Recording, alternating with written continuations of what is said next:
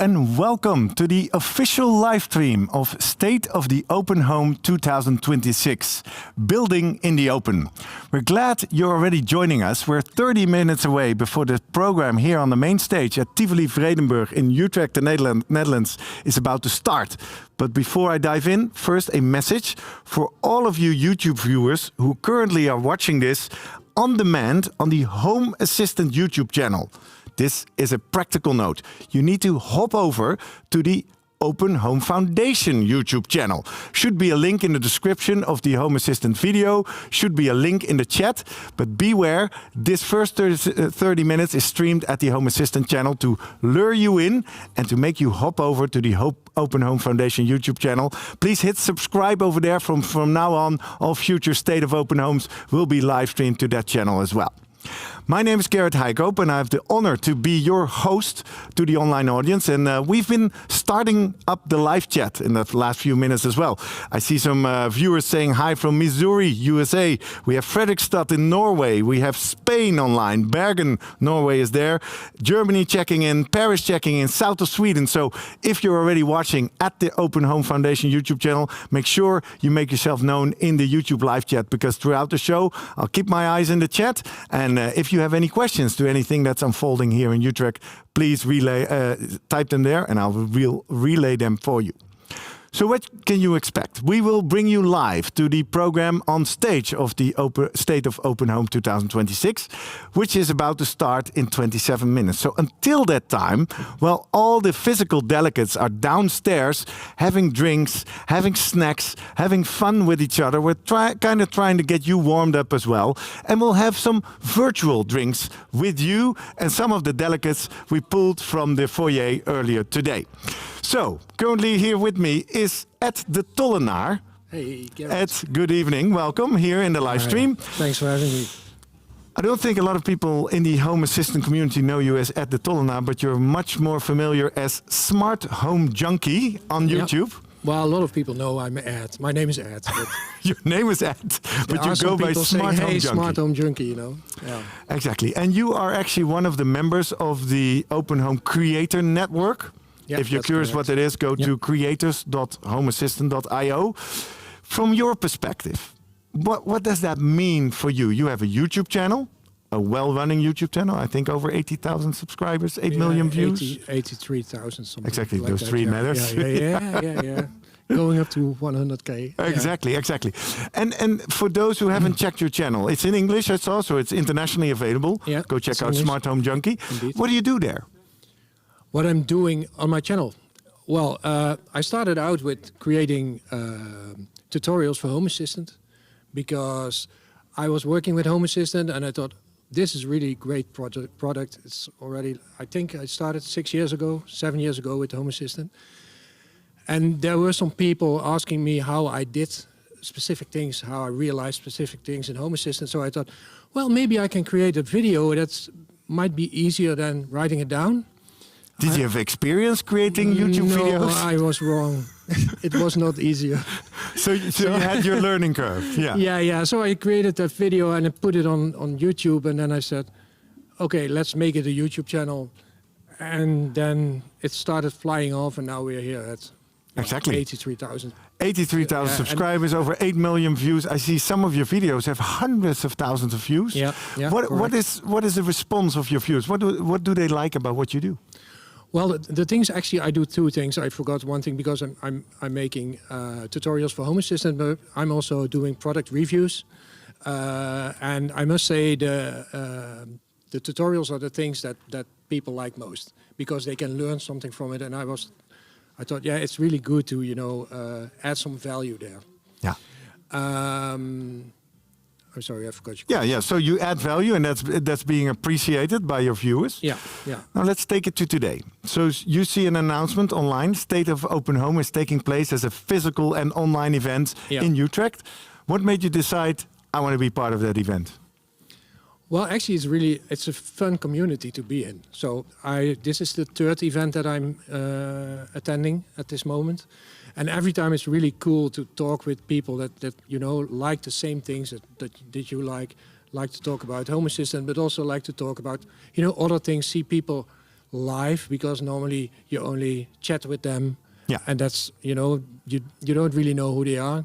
So people come up to me. It's really strange because people know me and I don't know them. So they say, hey, Ed, hello, Joris. Were you active in the chat? Did you comment on my videos? Yeah, but that's really fun, because then I just met someone here that was from the beginning of my YouTube channel very active on my YouTube channel with comments. Yeah. And now he's here, and I could shake him hand, and that's really fun to be part of this. It feels like being part of sort of family. Exactly. Everybody has the same drive, interest, passion for the passion, Home Assistant system. If you're just joining us, this is the online pre-show of the live stream of State of the Open Home. We're just having chats with delegates who walk around here downstairs. An hour ago, doors opened here at Tivoli Vredenburg in Utrecht. It's a packed house. Ed, can you describe for our viewers around the world, what was it like to walk in to this room full of family members? Well, it was actually really nice, because I saw already a lot of people that I already know, but I also saw new people like Missy, for example. I see her all the time when we have meetings with the Creator Network. I never met her in person, and then it was, oh wow! And it was like, let's give each other a hug, and it's like you already know that person. Exactly. And it's so fun to be here. Yeah, you get a lot of energy being here. Exactly, a lot of energy. Well, I get a lot of energy from you in our live chat as well. Let me give a few more shout-outs to give you an establishment of how international we currently are. We have quite some viewers from the Netherlands also, from Canada, Dallas. What else do I see? Zweetkonijn from Belgium, that's a nickname. Sweden West Coast is here. Service from Austria. We have Lyon, Pittsburgh, Reizen. Leary, people from all over the world. If you happen to have a question about the Creator Network, to Smart Home Junkie or anything else, make sure you drop it in the chat and I will ask on your behalf as well. Ed, many people who are here today, they are Home Assistant users. They like to use, to play, but you go one step beyond. You decided to be a creator, not only with your YouTube channel, but you also hosted a physical meetup here in the Netherlands. Yeah. What drives you to put in that extra mile? Well, actually, I think it's about helping people. I do this work, and I also do other work, but I help people in mental hospitals. And I think it's really nice that if you have some knowledge, that you can share that knowledge with other people. Those people will give you something back in the end, also in knowledge, and it's that whole thing, helping each other, the community, Yeah. And this is really a good community. People are really helping each other, and I think that for me it feels always like, okay, now I created a new tutorial or whatever, and I think, oh, this is something that people will use. And I had a post, social media post this week about for Home Assistant users, it's called the trigger IDs. And I said, are you using trigger IDs and how do you use them? And then a lot of people said, yes, I use them, but it's your fault because they've seen my videos and how it works, And it was a joke, of course. It's not a fault, but it's really cool to get that back also. Oh, see, I actually contributed in a different way than that developers do. Exactly. Shout out from Mark Meyer, who says, I also love the work you do off stream, supporting people with mental health. He's aware of your other day job. Final question. It's quite a step to put yourself in front of a camera, to start making videos. I saw you even did live streams and Ask Me Anythings. That's correct. Does that come natural to you, or how do you deal with a bit of the nerves putting yourself out there? Well, actually, I've been a musician since I was 6 years old. I've played in various bands and on stages and stuff. So I am kind of used standing before people in a different way, making music. So it was not, and also being in front of a camera, it doesn't really feel like you're in front of a whole lot of people. He doesn't feel you at the moment, right? You're watching, but we don't feel it. It's just you and me here, Ed. Yeah. It's yeah. I don't feel that pressure. Nice. Shout out from Raymond1496. He says, yeah, first time using trigger ideas was after watching one of your videos. Cool. Made my automation list a lot shorter because now I could combine them. Thanks. So this is exactly what you mentioned. You put your knowledge out there, you get rewarded, you get feedback. All right. Ed, we have a few more delegates lined up. This is your minute of fame. Is there anything you would like to put out there to those from all around the world sitting ready to watch the State of Open Home? Well, I just want to say thank you for watching my YouTube channel. And this YouTube channel. And yes, sure. And thank you for watching. Exactly. What was the channel again? Smart Home Junkie, yeah? Smart Home Junkie. All right. Thank you. Very nice to meet you here. Nice to meet you virtually. And enjoy the show. Okay. We're going to chat with 2 more delegates as well. So you may drop the mic slowly on the table and we'll, mic drop. We'll do a swap. If you're just joining us, this is the unofficial pre-show of the State of the Home 2026 live stream. We're just chatting along with some of the delegates we found here in the foyers at Tivoli Vredenburg in Utrecht. Kind of filling and killing the time until it's 7:30 p.m. Central European summertime, where we have scheduled to start this show. Ed, if you make place for Rens Verhoeven, please join me. We have another delegate in store for you. If you just join us, please check in on the live chat. If you're watching this on the Home Assistant YouTube channel, make sure you hop over to the Open Home Foundation YouTube channel. Link should be in the description and the Home Assistant video and also in the chat. And in about 70 minutes, we'll be killing this live stream at Home Assistant. So by then, you really should be hop over and make sure you hit that subscribe button at the Open Home Foundation YouTube channel as well. Rens Verhoeven. Hi, yeah. Better known and on GitHub as Rensies. Yeah, that's just my nickname everywhere. That's your nickname everywhere. We pulled you off the floor because you are an iOS developer by trade. Yeah. And you have 6 different Home Assistant instances running at 6 different places. Yes. Or maybe 1, but at 6 different places. Well, actually at 6 different places. And it really started out from just something small, trying a little bit of Home Assistant until my last project was making an office for 250 people that is all powered by Home Assistant. Well, let's go through that journey. Let's start with that beginning. When was the first time you got in touch with Home Assistant? The first time I got in touch with Home Assistant was a colleague that mentioned that Home Assistant existed, and he had tried it on the Raspberry Pi and it didn't work for him. But I was using a lot of Apple HomeKit for home automation back in the day. And that, what year are we talking? Oh, that was approximately, I think 2017, maybe 2017, 2018. Yeah. So I was using a lot of HomeKit and running into a lot of issues with HomeKit. If people have used HomeKit in the past, it's not as stable as it should be. It has a lot of automation issues and you're just running into a lot of limitations.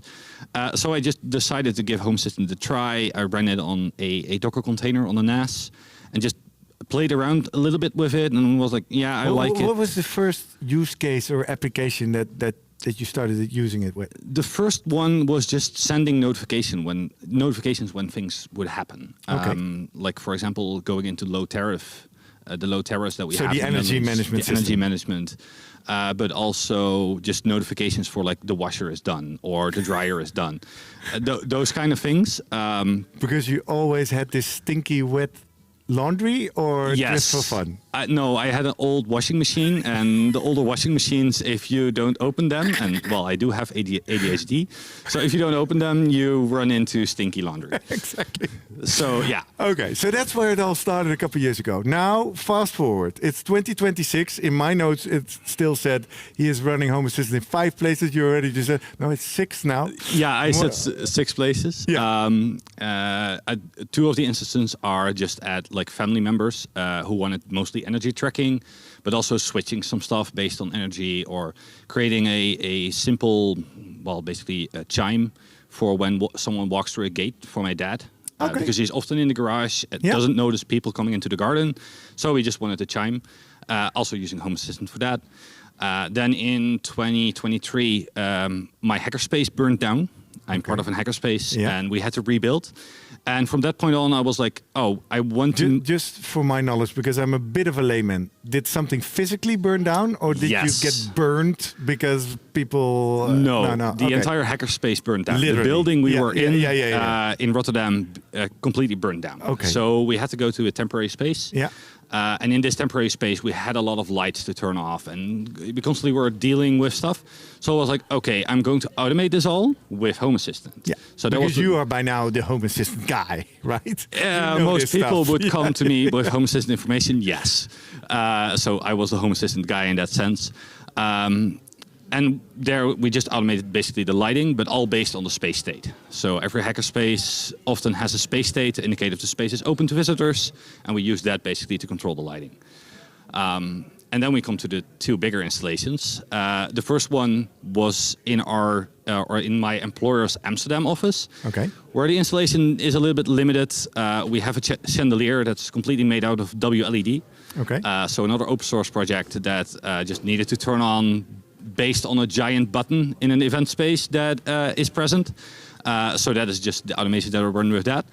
But then we decided we needed a second office in Rotterdam, and there we had the policy that we wanted to have everything automated. So no lights stay on when people are not in the office. We wanted to have occupancy detection for meeting pods, so you could know which meeting pod is available, temperature tracking, knowing how many people are in the office to help with lunch and all that kind of stuff. So from the start, we basically install a Home Assistant instance within the office. Exactly. That's amazing. In the meantime, I'm keeping an eye. You see that, Rens, keeping an eye on the live chat. I see some interesting comment about people comparing the Home Assistant YouTube channel live stream with the Open Home Foundation live stream, saying the one on the Open Home Foundation is more red. I think we are just sending the exact same channel to both destinations, but thanks for the feedback. We'll look into that. So Rens, this last office, completely automated. Yeah. To these people, a lot of people are probably experienced users. So go straight into the nice meat. What is the thing you're particularly proud of in this installation? The proudest thing still blows people's minds a little bit when the alarm turns off. So when you enter the first one to enter the office, Yeah. all the lights turn on, and they turn on in sequence. So you first see the hallway lights come on, then you see the workplace lights come on. Everything slowly turns on. Sometimes you see a little bit of a reset in terms of colors from previous parties. So that always blows people's minds. And that is specifically cool for the first person to walk into that building. The first person the to whole walk thing in kind of awakens. Yeah, or the last person to leave, because he will slowly see the entire office turn on. And then about 10 seconds later, something turns on, because there are grow lights in the office to keep all the plants alive. Which means that after 10 seconds, the entire place turns pink because of grow lights for the plants. Which are there overnight or something? They work overnight in order to produce daylight so for the cool. plants that do not get enough daylight during the So day. that's a super cool, huge application, I can imagine. At least it's a huge space. There's a lot of devices and sensors involved. Yeah. If you go one level deeper, what are some of the key technical challenges that you had to solve there? Or is it just writing a lot of scripts? No, there were some technical challenges because you do also want a bit of redundancy because you're in an office. So if Home Assistant go down, we're all nerds in the office, but if it goes down, it's an issue. So we wanted a little bit of redundancy. So all the lighting is based on Shelly devices with a custom script on them. So that was a little bit of a challenge, writing the scripts directly onto the Shellys. And also giving everyone access to control everything, basically. Instead of giving them access to Home Assistant is used as a sort of backend.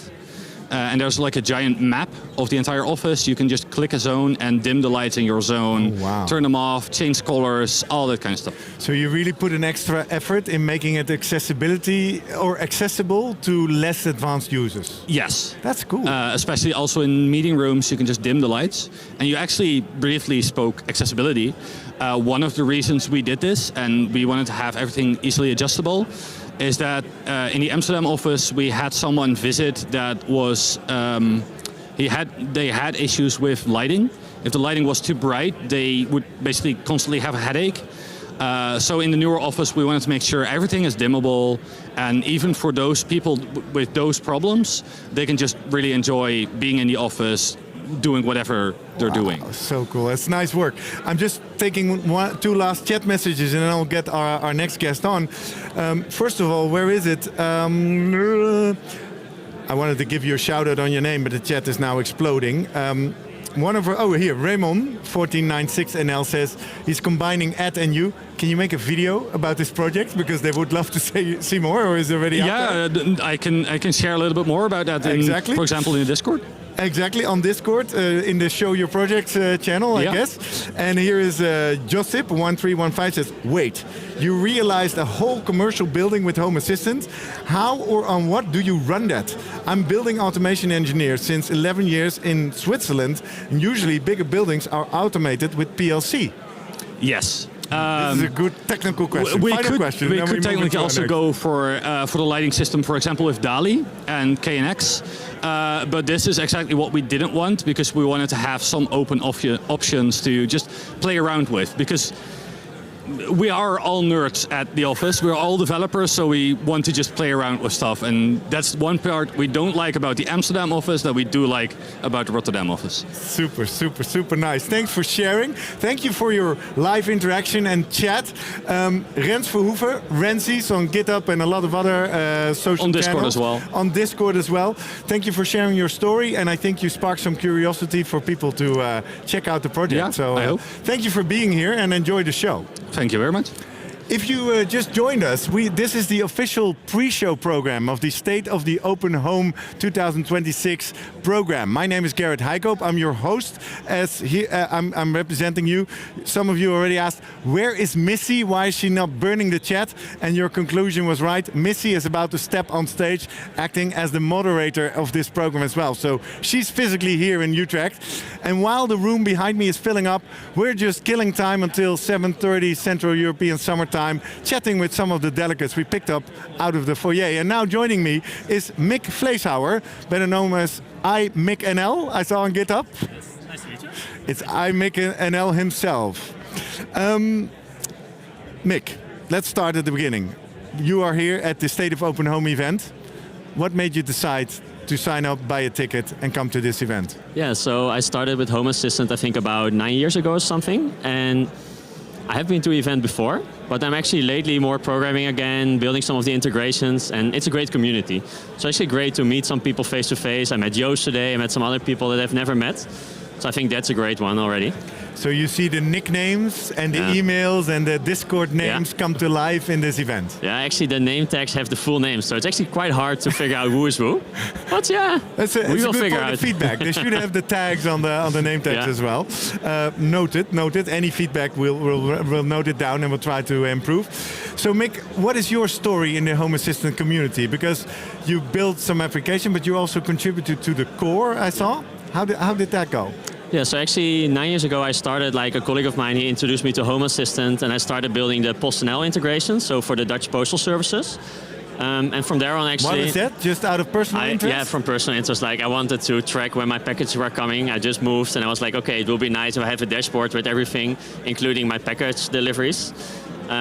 So that was the start, but then from there on I started contributing more, and my parents actually, they got something called Somfy, like that's for blinds and solar screens, and the integration was not working too well, so I was like, okay, I have a programming background, can I make it better? And from there on I actually started contributing, and yeah, that never ended actually in the last 7 years. I tried to keep up with it, and I'm still maintaining it today. So you are kind of an expert on the Somfy Overkiz integration. Yeah. And I learned it's relatively minimal in the community, but what is it useful for? Yeah, so and minimal, like it's still 10,000 plus people using it. I got a stat like 2.7% of the community. No, so probably 3 users in the live stream right now. I guess so. No, indeed, it's still 10K. But if you look at like how many people Home Assistant, like or how many people are running Home Assistant, like a very low number. Yeah. No, so it can be used, for example, to control or even heat pumps nowadays, but also to control your blinds. So for example, I had a colleague, he said, okay, if the sun is to like a certain angle, my blind should go a bit lower, and it should actually move with the sun, or if it starts raining, like the outdoor blind should go in, and you can just automate it like together with everything you already have. Sounds cool. Yeah. If you happen to have any of those devices in your house, right? And I don't actually myself. Exactly, but your parents did. So if you look at the 9 years that you've been with Home Assistant and the growth and development from both you and the ecosystem, what is one of the biggest surprises? What is a milestone for you? Yeah, so I think if I look a bit at Home Assistant by itself, it was before very much for techies. So it was really like with a lot of YAML, like pretty hard to install. And nowadays, like with Home Assistant or the foundation building their own hardware, a way better UI than before, actually it makes it a lot more accessible even to newer users. So I think that's a huge thing. Maybe personally a bit for me, like my background is really into the software engineering, but because of Home Assistant, I started tinkering with electronics. So like by hand, with my hands, and with ESPHome, that's also part of the foundation. Yeah. So that's actually pretty cool. Tell me something, what is something you built yourself? And actually I was just talking with Matthias, and he was like, yeah, I'm actually using your standing desk ESPHome package, which means like I have a standing desk, and I created something that you can plug into the desk, so that through Home Assistant or through Alexa or through any voice capability, you can control your desk. So you can get notifications when you're not standing for a long time, or it's also more a gimmick because you can just say like, hey, Alexa, put my desk to, I don't know, 1.20 meters. Do you also have an automation that every 20 or 30 minutes you swap between sitting and standing? I should. You should, but it's not that. No, you could, right? Yes, I could, yeah. But I think that's also the funny thing with all of these things. Like, you're also sometimes doing it just because it's cool. I have a lot of automations that are super helpful, and my girlfriend really enjoys many of the automations. But there are also a lot that I'm like, okay, this is just for me to try something new, to tinker with electronics. Yeah. It's also for the fun. So, Mick, what is something you work on for the next year? What can we expect? Actually, I have a praatpaal. And that's a Dutch thing. Like a talking stick? No, a praatpaal that was on the side of the road. For the non-Dutch people, that's like in the Netherlands next to the highway, we had these huge yellow like machines or installations like with big ears. Yeah, you can call for help. Exactly. Right? Yeah, if it's you're like stranded. pre-mobile phone era. Yeah, and I bought one of these like quite some years ago, and it worked. Like you could press the button, it would call my mobile phone. But they now removed like the cell network, so it's not working anymore. And I was like, can I not build like an ESPHome like machine in it so that when someone presses the button, I can, I don't know, maybe control my lights or do other things. So that's actually my new project, like a bit more on the voice side. That's fun. That sounds cool. Well, please keep sharing it. In the meantime, Marcel is telling us such an automation with the desk would be too dangerous. You shouldn't automate, just notify. So thank you for thinking along. Security is an issue, of course, especially if you have moving items that are automated. Good point. Thank you, Mick. We see that our room is packed. I think we are about to start on time, which is at the 7:30 mark in Utrecht. So find your seat. Thank you for sharing your story. If you're just joining us and you're watching this live stream on the Home Assistant YouTube channel, this is my final call for you to hop over on YouTube to the ESPHome Foundation YouTube channel. We're about to close the stream at the Home Assistant channel. For those of you who didn't get this message, you will then be automatically redirected. But if you hear this and you have the option, please hop over and hit subscribe right away for the ESPHome Foundation channel. That is where you will see the full proceedings of the State of ESPHome 2026, and after 90 minutes or so, when the stage program is over, stay tuned, because we'll switch back to my back of the room little studio here, and we'll have an exclusive Ask Me Anything with you, the online audience, with Paulus will be here.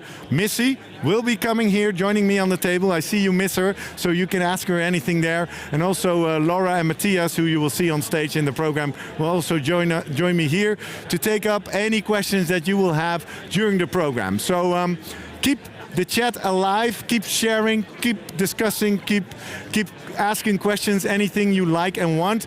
There are several colleagues having their eyes in it. I'll keep an eye on it, and I'm looking forward to see you back at the end of this exciting State of the ESPHome 2026.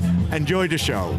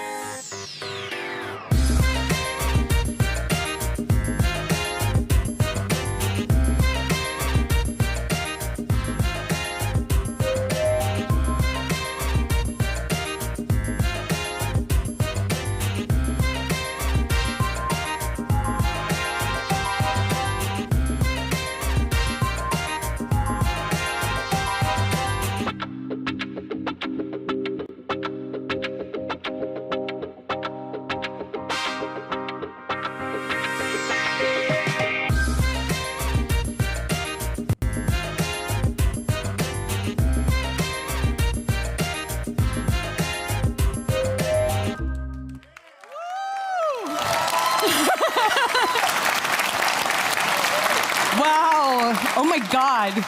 Welcome everyone to State of the Open Home 2026. If you do not know who I am, I actually doubt that. I am Missy Quarry. I'm community manager at the Open Home Foundation. And if you do know me, you know me as the head of shitposting. Now, this is actually for the first time since 2019. Not only are we live on YouTube, but we have a live audience, and this is insane. Absolutely insane to me. Wow, guys. Actually, before we get started, I want to know, so this is the first time I've been here, right? I wasn't at last year's event. I haven't been at any of the others. Raise the hands. Who else is it your first time actually coming here? Wow, that's great. Fez up here, he actually has been here before. So yes, we've got you. But thank you guys so much for making it out here to Utrecht today. We hope the trip was actually well worth it. And for those of you online, buckle up. So we've got a very packed 90 minutes coming up, right? I want to go over a few housekeeping things for those of you who are here in person. First, there are very limited breaks coming up. If you need to use the bathroom, please do so quietly. Sneak out a little bit for you. And on that note, silence your devices. All of your mobile devices. See, I started it off great, right? Mobile devices, make sure they're on silent. Now, your emergency exits, you have one right there, and right where you guys actually came in. So what I want to do really quick before I get more into it is I want to do a shout out to Garrett. He did our pre-show for us. So thank you so much for taking care of the online people, Garrett. So let's actually get into the show details, right? First, we're actually going to set the stakes and the tone of the event, followed by figuring out how we actually build in the open with the community, not only with the employees and the volunteers like yourselves, but also with our commercial partners. Then we're gonna follow it up with our vision of the future and how we're going to build that together. So first, to get started, it is my absolute pleasure to introduce the president of the Open Home Foundation and founder of Home Assistant, Paulus.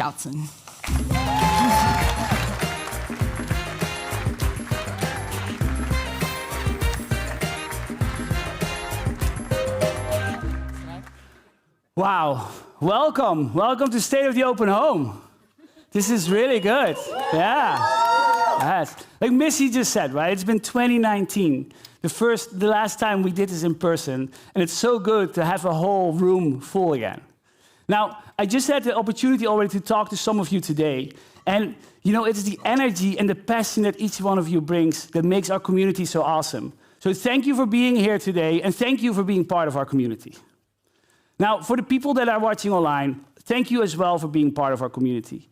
Now, I know it's hard, being online is not as good as we have here in person, but besides the pre-show, we're also hosting a post-show with a Q&A. So if you have any questions, drop them in the comments, and then for the rest, our camera team will make sure that this is captured perfectly. Now, today's theme is building in the open together. Because Home Assistant, Music Assistant, ESPHome, these are not built by a group of full-time employees sitting in suits in an office working 9 to 5. No, they're like more than 20,000 people worldwide working and building a smart home that cares about the people that live in it. And 70 of those people, 70, they work for the Open Home Foundation to make sure this organization works and like we can get the work done. Now, when I created Home Assistant 13 years ago, I didn't plan any of this, right? I just wanted to automate my lights. But back then, I made one very important decision. I decided to put Home Assistant on GitHub.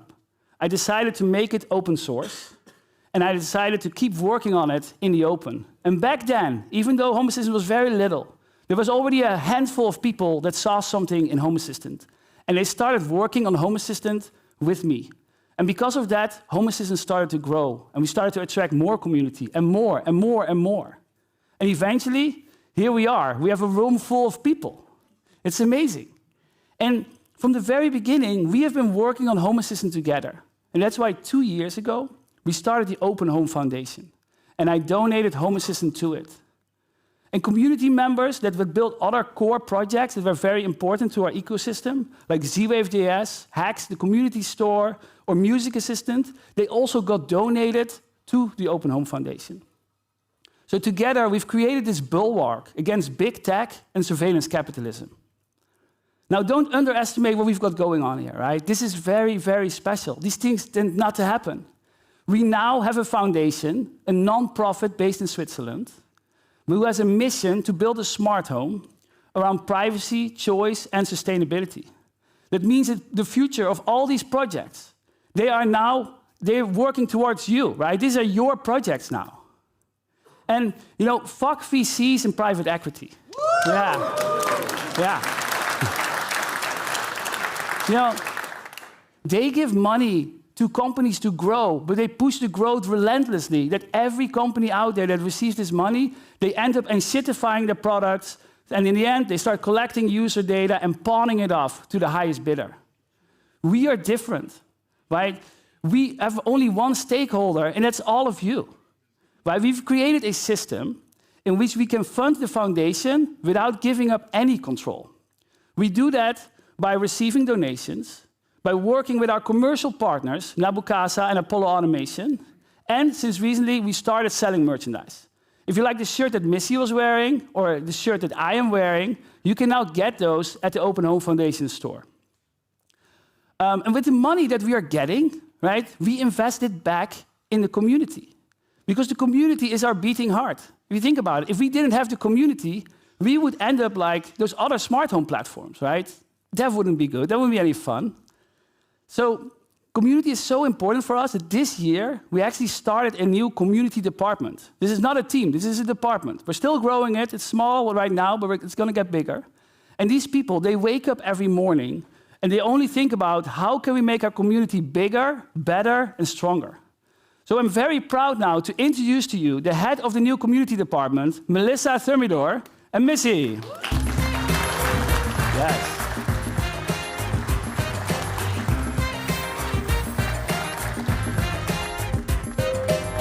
Thank you, Paulus, and hi, everyone. I'm Melissa, and I'm so excited to be here as a new community lead at the Open Home Foundation.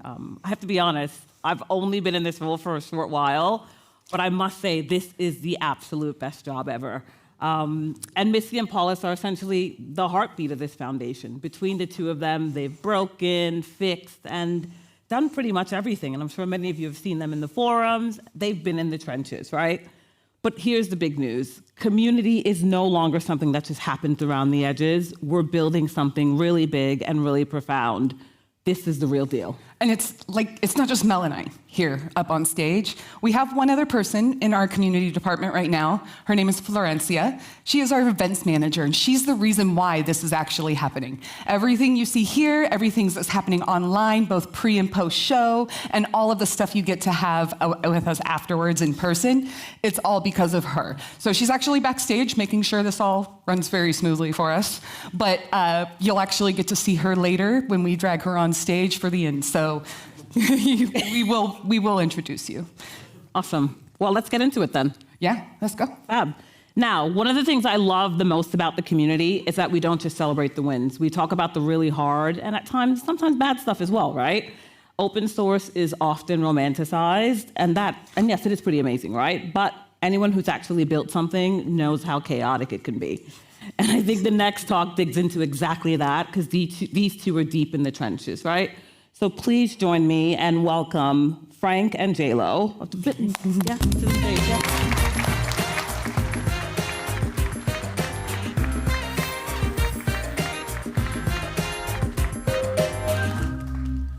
We have an audience. It's crazy. Right? Hello. Hello. Hello. This is so cool. So Paulus started off with some very strong effing words, to be fair, to tell us why building in the open matters. But we're going to talk about what this actually takes. Because if building in the open means putting the source code up on GitHub, as an engineer, I can tell you that is actually the easy part. And we have done that so for all of our projects, right? But for us, it actually starts way before code. It's about ideas, feature requests, UX decisions and design decisions, architectural discussions and decisions, all of that out in the open. Now I'm stuck. So cool, we're still It's here. fine. How many contributors do we have? Oh, over 2 million. Yes, that's where we have a lot of contributors. We have 20,000 contributors going on in our projects that actually try to help us out every year, right? And we have over 2 million users that are using our products open in their smart home. And they actually also want to know what's going on, right? Yeah, definitely. I think that one of the challenges that we have is trying to coordinate all of this, right? We have monthly releases, we have things to ship. We have many challenges on why building in open isn't always easy. One of them is that we are trying to make sure that we are solving the right problem by building the right thing, right? This is kind of like the product perspective. Yep. And for that, we need insights, right? We need to understand the needs and the problems that you are facing at home. And then later on, when we are shaping solutions, we need to make sure that the solutions that we decide that we build are actually going to solve the problem that you have. And this is very valuable feedback. We need to get that very early, right? When we are deciding, when we are prioritizing, basically when we are shaping things and not when we are shipping them. I have an example of a time where it didn't go well, I would say. Oh, God. Well, it was not the end of the world, right? But let's say that we could have done better. Last year, we redesigned the backup system. And we did it without really thinking about how people are using backups. We did it with this very narrow point of view, which is people are using backups to back up their system and to restore it later on, right? Which is a fair assumption, I'd say. And so we are the OpenHome Foundation, right? So we value privacy above all else. So we said, let's encrypt all of the backups by default. It's a very important piece of information. It's the keys to your kingdom, right? And we don't really know where you're going to store it. So I think it's going to be good, right? And it wasn't. What we missed was more or less all of these secondary needs that you have that you are solving with backups. And we find out that some people are actually using backups as a versioning system. Yeah. Often, like, opening one backup to solve or to fix one particular automation or one particular backup. That only one that was broken. Exactly, yeah. Right? Yeah. So we shipped something that caused a bit more harm than good. Did we fix it? We did. Yes. Eventually we did, right? Very fast, actually, right? One release. Very fast, yeah. Because thanks to you, actually, right? You were very vocal about what we missed. But I think that's... very vocal. I think it was kind of eye-opening because what if we had a conversation before we even started building? Right? I mean, at the end of the day, that was not a success for me. So we have two things here already, two challenges that we're dealing with all the time, right? Keeping everybody in the loop, like all those 2 million users, and also getting the right feedback at the right time, like very early on to prevent things like the backup debacle happening, to be fair, right?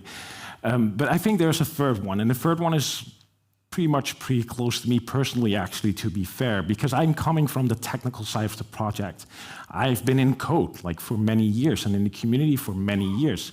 So I've been something that we generally refer to as the power user, people that have been alongside for the project for a long time and actually help us build out this product. Yeah. And for this year's goal that we have set out is that we want to make our products more approachable. This includes all the projects like Home Assistant, ESPHome, and Music Assistant as well, of course, everything at this point. And that makes me a little bit nervous, and I can understand it might make you a little bit nervous, because what we are going to do is simplifying things and basically lowering the complexity, making it easier for users to jump in, right? And that is not always for the people that have been around for over a decade at this point. And to those people, I really want to say, like, very strongly and make sure that we're not going to reduce power. We're not going to take away power. As a matter of fact, we want to make more powerful products. But at the same time, for people, if you're watching and you're new to Home Assistant or ESPHome and you build your first device and it's all new and scary, we want you to feel welcome and not overwhelmed. Yeah, feeling welcome and not overwhelmed as a newcomer in the community is something that resonates a lot with me. If the only way for you to get a smart home that respects you and protects your privacy, your choices, and is sustainable, is for you to be a programmer, then this basically means that there is a lot of people around the world that are never going to get that. And I think that it's our mission not our mission on stage, our mission as the community, to make our product more approachable so that more people can experience having a smart home without fearing for their data. And to be honest, more often than not, people go the simpler route, right? The big tech route, just because either they don't know we exist, or they don't have the resources, the times, or the skills to set things up, right? What I want to say is that our products are as strong as our communities are big. Oh, for sure. Yeah. And striking that balance between approachability for new users and advanced capabilities for established users is super hard, right? These are real challenges. And pretending they don't exist isn't going to help anyone, right? We don't have all of the answers. That's not why we are on stage. We have a few things that we are excited about. Shall we look at one? Yes. Look, let's go then.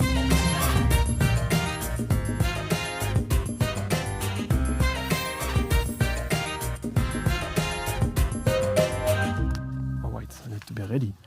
Yeah, you should be. I am ready. All right. I have no mic? Yeah, there I am. All right. So I want to talk about Home Assistant first. I want to start talking about something we do every release cycle. You might not be aware, but the week before we release Home Assistant, we have a beta week. And in this week, we build a version of Home Assistant that we ship out that users can play with and test with, and actually test it for stability. And we fix bugs during that week, and that's why Home Assistant is as stable as it is today, to be honest. But during this beta week, we actually start trying to figure out three things. We're trying to gather feedback, we try to iterate, and we try to test for stability. Now, this often causes some problems, to be fair. So, for example, last September, we shipped a change during beta on the automation sidebar. We tried to iterate on it and try to squeeze it into the beta, actually. And as a result, we broke the whole darn automation editor. And that is something that shouldn't happen. We fixed it fast, but we still disrupted like 2 million homes, right? And it's again like backups, right? But this is just a little smaller, and this just shouldn't happen. Yeah. But what we learned from this is that we cannot do meaningful iteration and at the same time test for stability. Those two things just conflict, to be fair. Beta has always been about one thing and one thing only, which is stability. And for this, it works fairly well, right? But it's too short and also comes way too late to make meaningful product changes. And since, I would say, 2 years, the OpenHome Foundation is becoming a bit more product-oriented, right? We hired UX designers, product managers. It shows. Me. And we started to use the beta for the wrong thing, right? For iteration, validation. I remember a lot of meetings where we were trying to find ways to validate assumptions, and the outcome was, let's put it on beta. Let's see how it goes. That doesn't work. But it's way too late, right? Yep. Because when something reaches beta, everything is set, right? The UI has been built, the code is done, and all of the small design decisions that compounded are already behind you, right? You're polishing, more or less. You're not steering anything. To something big. And so this was a question that kept coming back every time we were doing a big change. How do we get deeper feedback early enough to change without disrupting everyone? Because we are at a point where people start to rely on us. And when I say deeper feedback, I don't want to say like, oh, that button is in the wrong place, because this is easy to change. I'm really thinking about the type of feedback which would be that whole approach doesn't work with my home because of this. And this thing, we didn't think about it. And it's basically throwing the whole design of the feature, right? And this is super valuable if it comes early enough, because the cost of change compounds over time, right? If we change after ideating on something, we lose a day of work. But if we change over a 1 week quality testing window that we're calling beta, then we can lose like months of work. So this is why we created Home Assistant Labs, which is a way for you to test real features that are being developed right now, and to be part of the discussion. It's not the same thing as beta, I want to be clear. It's not like a second beta, or an earlier beta, or a different beta. These are really two different concepts, and they don't even intersect, actually. What is behind the labs are real features that are being tested. Everything goes to beta. And the only thing is that they're not complete.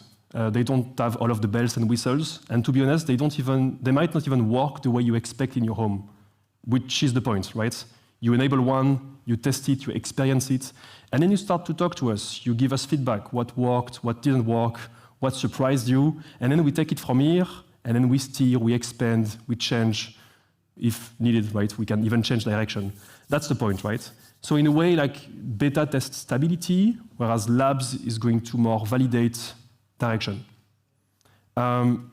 In a way, by the way, you don't need the screen right now. It's going to be in 1 minute.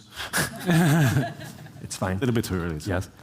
In a way, like Home Assistant Labs is our way to gather feedback, product feedback ethically. Like all of the products that you use in your home, in your phone or in the web, they all use product techniques in order to know how a feature performs while being developed. A/B testing, fake door testing, all of these things, funnel analysis, and they are super powerful. They are super powerful technique, but they all have in common a very core idea, which is users are data. And you are not data, right? You choose to help us. You choose to help us make our products better. And I think this is super important because choice is also part of our value. Let's see it on the screen. Let's do it. Let's show it, actually. That's the thing, right? Let me take a look as well, by the way. Yes. So we're going to show Home Assistant Labs, actually, and you can find it right in the Settings menu. If you go to Settings and System, you find a menu called Labs. It's right there. And what it actually does here, you can see it right now up on the screen, is that you see all the features that we're currently testing in labs. In labs in that way, right? Each of the items in here has like an extensive description on what it does, what we expect it to do, and what you can do for it. And if you like to try it, you click the Enable button. You can create a backup there, by the way, which now is working really well. But you can now create a backup, and then you have a way to go back in time if it really doesn't work the way you expected it to do. But in most of the cases, you can just disable it again, and everything is normal. But as soon as you've enabled it, it's actually part of your system.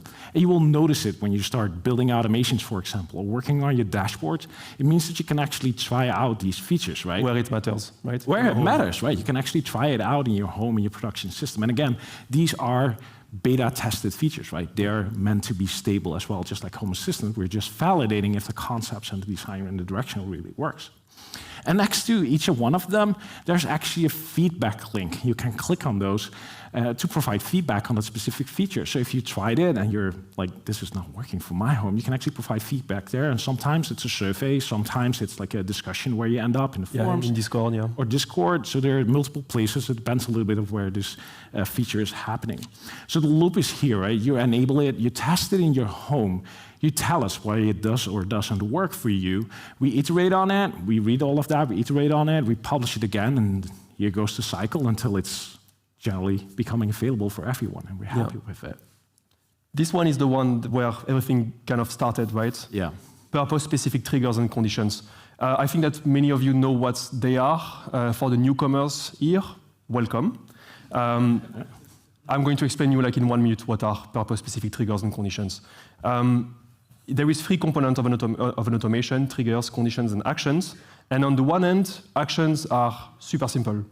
You have like very simple domain, like lights or vacuum cleaners, and they expose very simple actions like turning on a light or starting the vacuum. Yeah, starting the vacuum. So this part is like super simple, and usually there is no problem about doing this part. The triggers and conditions, they are very different. They have been built differently. They are very technical and a bit closer to how the data is stored, which basically means that we ask you, when you create an automation, even the first one, we see that a lot in forums, like on support channels, even the first one, we ask you to understand how the data is stored. How the state machine works. Yes, right? And how it changes over time, like how everything flows. And we don't think it's a fair ask. So the solution was fairly simple, right? Create a bunch of new triggers and conditions that are simple and intuitive, but that fit the way you think about your home, and not necessarily the way a developer thinks about how to store data optimally, right? The two are super important. The latter makes Home Assistant fast, performant, scalable, but the first one makes Home Assistant user-friendly and approachable. So that was exactly what we needed, but then we are talking about a massive development. Like huge. Yeah, 200 more triggers and conditions, months of work, definitely not something we can do alone, and definitely not something we could afford to wait until like a 1 week beta. Right? Yes, like 1 week quality period to put finally someone in front of a computer with the feature to understand if the direction is good. So what did we do? Put it in labs. Yeah, exactly. There it is, right? We put it in labs early, fully unfinished, with just a few triggers. And yes, and one condition. And one condition, yes, there was one condition, true. But the cool thing was people enabled it and started working on it. And the community picked up on that. And the better part here is that they actually started helping out building it. So a large chunk of those new triggers and conditions currently in this preview feature. Yeah, we didn't build them, yeah? We didn't build them. It's the community that actually built them, which is amazing. They can actually now use it in their home, have direct benefit from it, and help us develop it. So that's something that Labs definitely enables. The second thing is the feedback loop, right? Yeah. And it actually really works. We got feedback from all layers of our community, and that's not just like the coders or the designers. Designers, and people like those. They are not just those, they are end users. People that actually automate their home with it. People like you, actually, to be fair, right? And that's where it really, really shines and works. We even saw the feedback evolve over the many cycles of labs. Like the first time we put it on labs, the main feedback was, well, that trigger or this condition is missing, which makes sense. But now we get much deeper feedback about how the feature behaves and even parts that we fully missed in our initial design. Anyway, I have an ask, which is a very simple ask, right? Go to labs, enable a feature, and give us feedback, right? It's as easy as it. You don't have to write code to help us. Again, you don't have to write code to help us.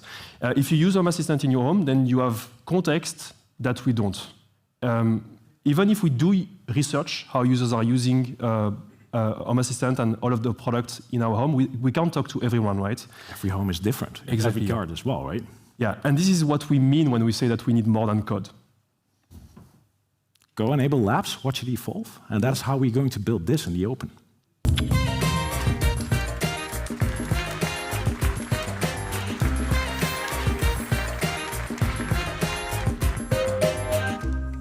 Oh, wow. Yes. Thank you, JLo, Franck, for reminding us about the mess that was backups last year. But also, it turned into how we actually build in the open now, right? So we look at everything. We look at the feedback that we actually have. So before we go and I introduce the next set of speakers, I want you to actually pull out your phones. Those phones that you put on silent, seriously, pull out your phones. I see you guys not doing anything. The lights aren't that bright. Pull out your phones, and I want you to open your web browser. If you're watching online, please open a new tab on your browser, and then go to homeassistant.io, and then just watch here. You can actually see along with me on the screen.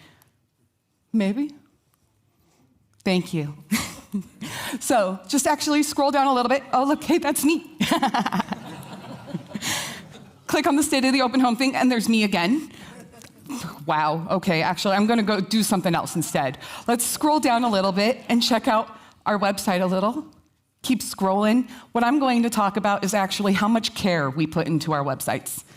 Our web devs, Darren and Daniel, put so much work into what we actually post for our new websites. Ever since the Voice Preview Edition product page, we've put Easter eggs into it. So keep scrolling with me. We're gonna keep going. Oh, look, there's little things that fell down here. You can kind of toss them around. You can have a little fun with it. If you're on your mobile device, tap these shapes 5 times. If you're on a browser, tap them 10 times. They went away, right? But now, wait, look, you can actually go through and build things. This is one of my favorite Easter eggs we actually have. If you keep going through, you just keep building them up as you go. Come on, build together with me. That's building in the open, guys, come on. No, this is actually one of my favorite things we've built for it overall, and we have them on multiple product pages. Now, I actually want you to put those phones away. I just yelled at you about keeping those out, right? No.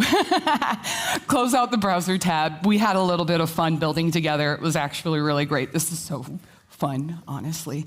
We lost some time with our producers actually playing around with this. I actually want to introduce the next set of speakers so we can get this going. We talked a lot about building in the open. We're actually not going to stop talking about building in the open. We're going to keep going about it. This next set of speakers are actually going to come up and talk about a new protocol we've been building at the foundation. Yes, we have the audacity to build something that XKCD 927 called out. We're building a new standard that will answer all of the use cases that none of the others actually do. So, I'd like to actually welcome on the stage, back to the stage, Melissa. She's going to actually talk with Marcel and Kevin about Sendspin.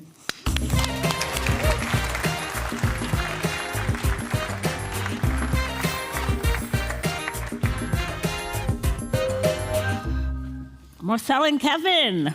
Hello, Melissa. For anyone, is for sure more comfortable than the one over there. Well, I mean, it is a lot better. For anyone hearing Sendspin for the first time today, plain English, no marketing fluff, what is it? Well, plain English. I mean, it's kind of hard to do that if I don't use marketing fluff. I mean, it's a music listening experience protocol. I mean, what's not obvious about that? We didn't make that up, right? We're developers. So. But yeah, there's a sign of truth in it, right? We started working on this because we wanted to solve the audio synchronization issue, right? People were asking for us to, can you create a protocol in the open that can make your audio play in sync on different speakers? That's what's goal one we tried to solve. And at the same time, we wanted to be more than that. Like, can we also do like other stuff with it, like light synchronization? So be it more like an experience. And then, of course, you had some marketeers creating this nice sentence for us, but like there is a truth in it. What does that actually mean? I mean, how is music emotional for you and your family and stuff? So most people listen to music nowadays on a shitty way, right? You have like, you have some random Spotify playlist, which is basically half AI nowadays. You play it on some random Bluetooth speakers, and that's not listening to music. That's just, well, killing the silence in your home. That's not listening to music. So, and then at some point I realized like record players are becoming more and more popular. I sat down in my living room with my kids, and I bought this record player because, well, I went with the hype as well. But then it starts with, you get the record, and you open it, and there's like super nice visuals. And it's like, oh wow, and there's a whole story behind the record. And like, you put it on, and my kids are actually like fighting with each other who can put the record on, right? There's some magic on it. You put it on, you have to listen to the song, you need to sit down and enjoy that cover art of the record itself. And that's like, yeah, that's listening to music. Music is for most people an emotion. Some people have a certain song in their head they want to play if they're angry or sad. That is listening to music. Music is more than just some random background noise. So all these ideas were in our head to start realizing this protocol. Yeah, that definitely took me down memory lane. I remember Sunday mornings with my mom and the record player, so a little bit of nostalgia there. So where did the idea actually come from? Well, kind of all it's been around for a while. People have been requesting this type of feature, but it started with Home Assistant Voice Preview Edition, which we launched in December 2024. And I was kind of working on getting the media player and all that stuff into ESPHome so everyone could easily use it. And this was a very common feature request. I mean, the music assistant as well, right? Everybody was asking, like, hey, can I play my web browser audio in sync with especially the VP Voice Preview Edition?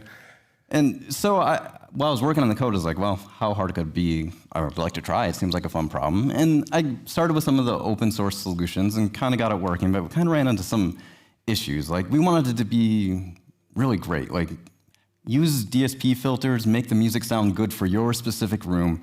And on the Voice Preview Edition, we have a little ESP32 chip in there, and it's not the most powerful thing in the world. Yeah. And so we thought, well, we have a very nice central server running Home Assistant, and why not push off some of that difficult computational stuff onto the server side? Yeah, it should be basically the protocol itself should be running on a banana, like on a small ESP32. Should be able to output that audio, and all the complexity should be somewhere else. So that's basically what got us thinking. Yeah. And actually, there was a fun story. So by that time, me and Cameron were like struggling a bit. What should the direction be? I was in Chicago with Paulus on a conference in Miranda, and we were sitting down in a pizza place, of course, in Chicago, eating some deep dish pizza. Yeah, and we were like talking to each other. I said, like, I have this great idea. Can we do this stuff together? And how can we solve this issue of like doing the DSP somewhere else? And of course, we started drawing it on a napkin. So the whole like architecture of Sendspin is actually on a napkin. It's somewhere in my home. I should probably look it up. Yeah. And yeah, we got all excited, right? Because we solved the puzzle, like if we do this, if we do that, then we open like this light synchronization. We can have wall tablets displaying that cover art, right? So you bring back the whole emotion of listening to music. And then with all this excitement still there, we went in the car with Keith, and Keith is actually developer of the ESPHome project, and he just bought a new house, so we were like, oh, we're gonna visit your home. But we got stuck in traffic. And yeah, what do two developers do on the backseat of a car and they have to kill 1 hour and a half of time? Well, they keep arguing how to do it. Should we start building with the laptops on our... And it was like, oh, we're going to call Kevin. So we opened a video call.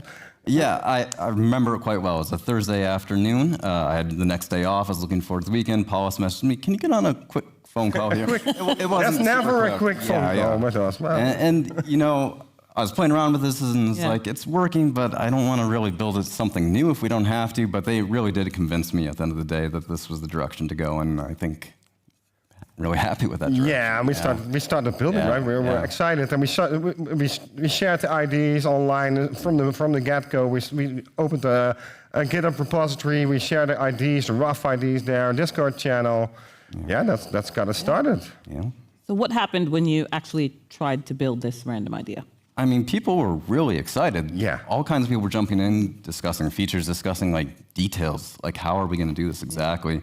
And then we were, I think, in Dublin, right? Yeah. So all people jumped on it, right? Like from audio engineers to like fellow mathematicians, like Kevin, like solving the whole synchronization issue, make it perfect. Like W-led, Christian jumped on it. Like, oh, I want to work on the whole light synchronization feature. Everybody jumped on it. One of those was Maxime, actually. Maxime wrote the whole DSP engine of Music Assistant, and he was also super excited, right? He's also like, he is a mathematician background as you, right? Yeah. The same. Imagine two mathematicians in a room, like, whoa, we're gonna solve this. But yeah, and we were in Dublin because we have a yearly event with the ESPHome Foundation, where we, as the staff members and the community members, come together, and we started like coding. We took over the entire hotel hobby. I don't think they're going to invite us back. The entire lobby, we were like, and it was so magical. Oh, there's another picture as well. Got the phones going, playing in sync here. This was like 3 months after that first napkin, and we had like phones playing in sync, and we're like, oh, this is cool. And then another laptop, and the whole hotel was playing ABBA at that point. I can no longer hear ABBA anymore. I mean, I think between the deep dish, the car ride, invading someone's home, everyone here wants to see this in action now. Oh, yeah. Yeah, we wanted to do a live demo, but...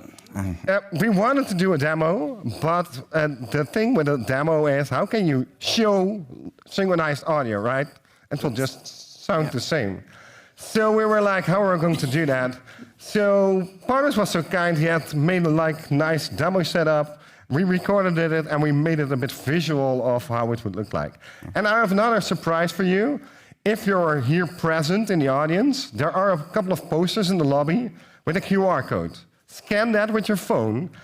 Make sure that you got it together, right? Because otherwise you're listening alone, not to ABBA anymore, of course. That's out of it. It's now something else. And then hear that sound in sync. So make sure that like 100 of you play the same song perfect in sync. Let's watch the video. I think we got the Sonos going started here. Yeah, we collected multiple speakers, so you know, like, hey, there's multiple devices playing this same audio. We highlight them a bit, like this is the S3 box, displaying the cover art. So if you still have that somewhere in a drawer, you can repurpose it for some cover art or some bigger display, of course. We have all the choices, and Nest Hub is playing with it. Of course, it will also show what's playing.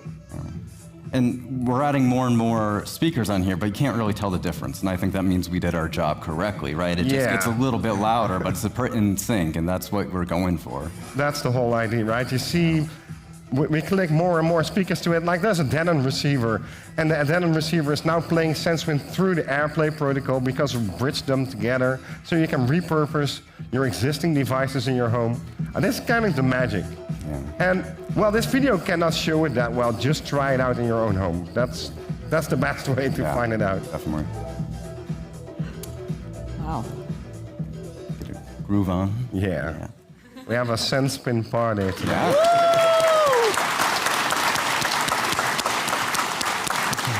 That was pretty amazing. Now, how different is what we just watched from what you initially imagined? Well, I mean, when I first started on that, I just thought it'd be a fun thing to try to see if I could even get two things to play in sync. And so it's just growing into so much more. I mean, the S3 box, the S Mini showing the cover art, it's really starting to flesh out the Chicago napkin idea. Especially that the community jumped on it, and there's apps open. There's somebody who created an amazing Android app that can also do the audio source, right? You can send the audio from your phone to any Sendspin toy. It's amazing what's happening, but maybe I'm getting old. But at some point last week or 2 weeks ago, this whole visualization stuff was added. And you have this Winamp style visualizers. I was like, cool. Yeah. Nostalgia, it's super cool. I mean, a lot of this is the epitome of what community is, right? And beta testing is a big part of that. And doing it in the public means you open up yourself for a lot of scrutiny and sometimes a bit of help as well, right? What's the most interesting thing, or scary, that the community's found? I think for me... Bugs? Yeah, bugs, of course. Of course, that's always bugs. Yeah, that's always scary. I think when we were first discussing, it's well, we want to have a little buffer, 2 seconds long of audio, so if your Wi-Fi gets a little bit rough, you don't really hear an interruption. And we thought, okay, we solved the problem, right? And that's all we need. But then people are coming to us with use cases that we weren't even thinking of. So people started using this on the road, right? We designed it for to be in the home. And then people started oh, I'm 2,000 miles away from home. Listen to my Sendspin. I went, okay, that's another use case. Yeah. And then you need a larger buffer. And then there's somebody was working on live audio streaming, like a microphone, but then you need real low latency, smaller buffers. So that was one of the challenges, in a technical aspect. But next to that, it was just amazing that people came with all these ideas, the cover art colors idea. So we had this visualizers that you can maybe visualize the music or have your light sync to that. But some people said I have the cover art and a nice display, and I wanted the rest of the colors of the room to match with that. That was some new idea that just formed along the way. Yeah. It sounds like people weren't just testing; they were building too. Oh, definitely. Oh, yeah. I mean, from day one, people were building stuff. We put up a basic spec, and there was 5 platforms being developed or something like that. It was so somebody jumped in. I think 1 week in, somebody jumped in. We released the first code, right? Because that's how we do. We release the code often and soon. So maybe people can help out, jump on it. Somebody oh, you created the Python package. I just created another package in 5 more languages. Whoa! And then Christian from WLAD, he started working on the whole light synchronization. Somebody else started working on an Android implementation. Everybody jumped on it. It's super cool. Really great. Yeah. Amazing. I mean, someone in this room right now has a drawer full of Androids, Raspberry Pis. What can they do right now to get started with Sendspin? Build a Sendspin party, of course. No, I do want to know, when did he break into my house? And Probably after the deep dish. Yeah. So you can definitely use it today. Music Assistant has it, your voice preview edition. You can use it on your phone. It's not yet ready in a one-click install, right? It's still we call it tech preview because we're still evolving it. But if you go to the Music Assistant's Discord server, you'll find some instructions. We will help you out. You can install it on your Raspberry Pi, or you can use the Raspberry Pi to install Home Assistant. But I'm assuming you already run Home Assistant, so it's just another app away. Install Music Assistant, then you already have Sendspin in the web browser, and then you can start repurposing your VPE or other devices to run Sendspin. Just try it out, give the feedback, and we're just getting started. We're just finalizing it. Amazing. Thank you, Marcel and Kevin, and every community member here who started building with it, even before it had a name. And just to close, Chris Barnett from Alabama has very kindly shared a fantastic demo of Sendspin in action in his home. Yeah. Take a look at it.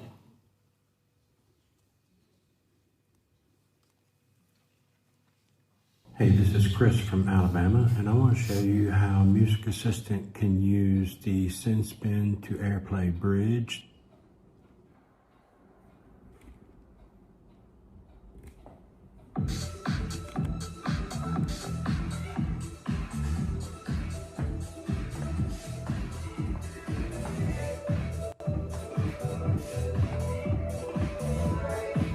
HomePod Mini and Google Mini.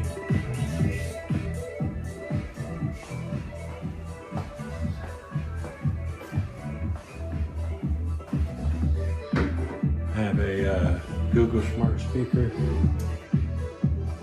Sendspin CLI, and a couple of HomePod Minis in here.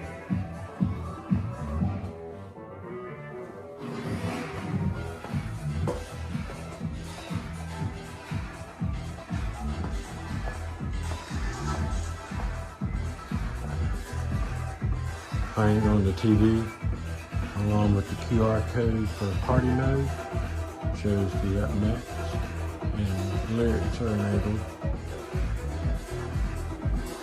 HomePod, a couple of HomePod Minis,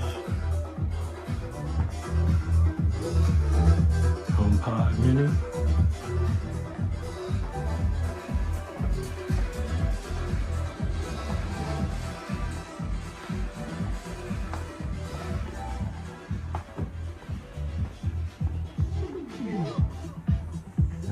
Because of voice preview out here.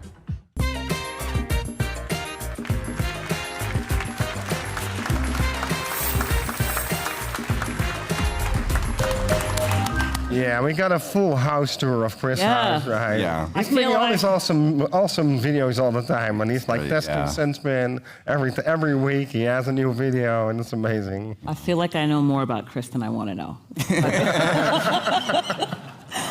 Thank you both. One of the things that makes the Open Home Foundation genuinely different is that we don't try to do this alone. The ecosystem we've built and are still building depends on really strong partnerships. The next session is a great conversation with some of those partners, and it's a really good one.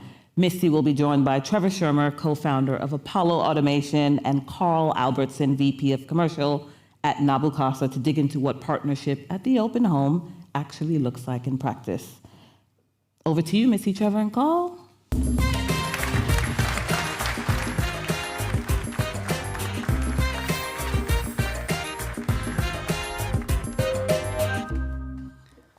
Oh, got it. Ooh, got something there for us, don't you? No spoilers, sorry. All right, Carl. Hey, Missy. You and I used to work together. We did. When I was still at Nabu-Casa before I moved to the foundation. Yeah, so actually, tell everybody else here, how did you get started at Nabu-Casa? Sure. It is now 2 years ago. I was sitting at home in my sofa, very much like this. Not that many people watching me, but still. I was watching the State of the Open Home live stream. And at this point, I've been a member of the community and a Home Assistant user for about 5 years.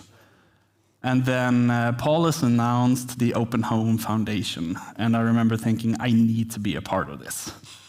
And now, 2 years later, I'm here representing Nabu-Casa, the first commercial partner of the foundation.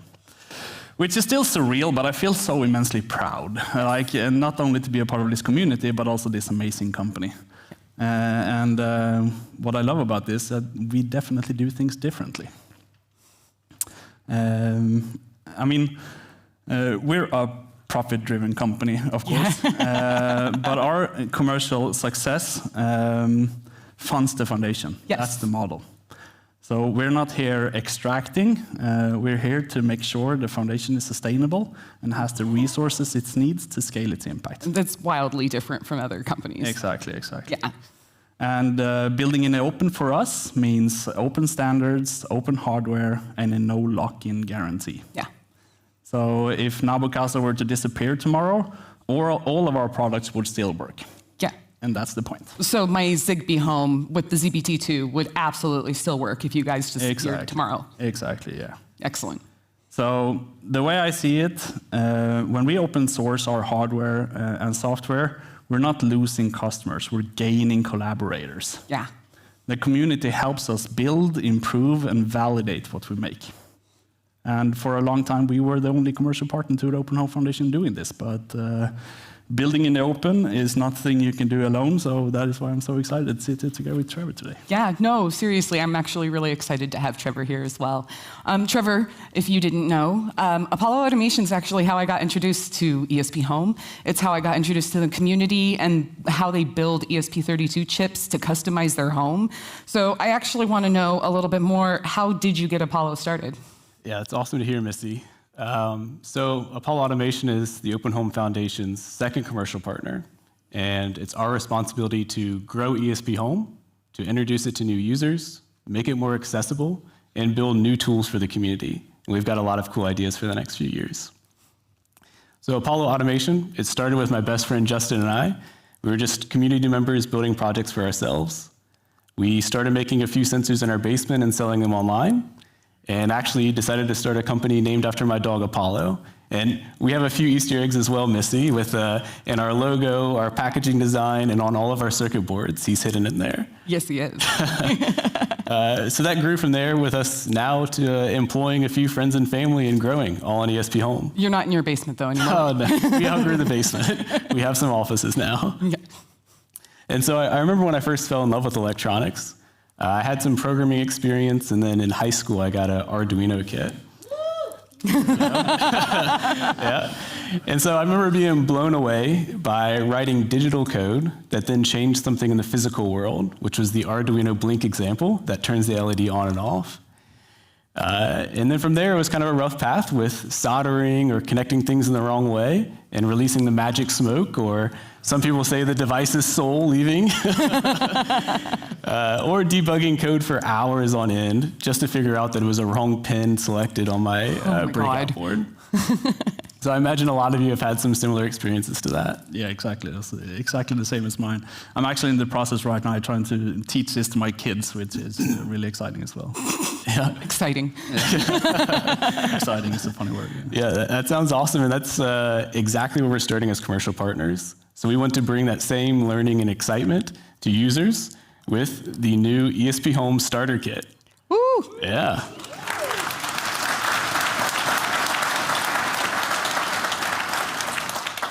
So this is a late prototype of the kit. And it was, for those that are here in the audience, it's actually on display out in the lobby afterwards. It's been built very in the open on the Discord communities, just like all of our products. So it started very early with us sharing just ideas and concepts for what we wanted to do. And we're taking in feedback straight from the community. We've shared sensor choices, connector options, the ESPHome UI changes that I'll get to in a second, and even our packaging design, which I'm actually pretty excited about. The kit enables users to build and learn their own devices. It has a ESP32C6 for the board. There's a button module, a motion module, there's a temperature and humidity module, and an ESPHome-shaped LED and buzzer module. We hope you'll all be sharing the project that you build with this kit and building upon this foundation. We can't wait to see where this goes. And for those of you who are interested, if you go to our website, apolloautomation.com, please sign up to be notified when it launches. I promise you we'll only send you one email, and then we'll delete your emails. So I actually got to play with the button module a little bit, and it's so satisfying. So definitely touch it afterwards. But like, aside from playing with a button, what other projects can you actually build with this? Yeah, so one of the core requirements for the kit was that you had something useful at the end. One of the foundation's principles is sustainability.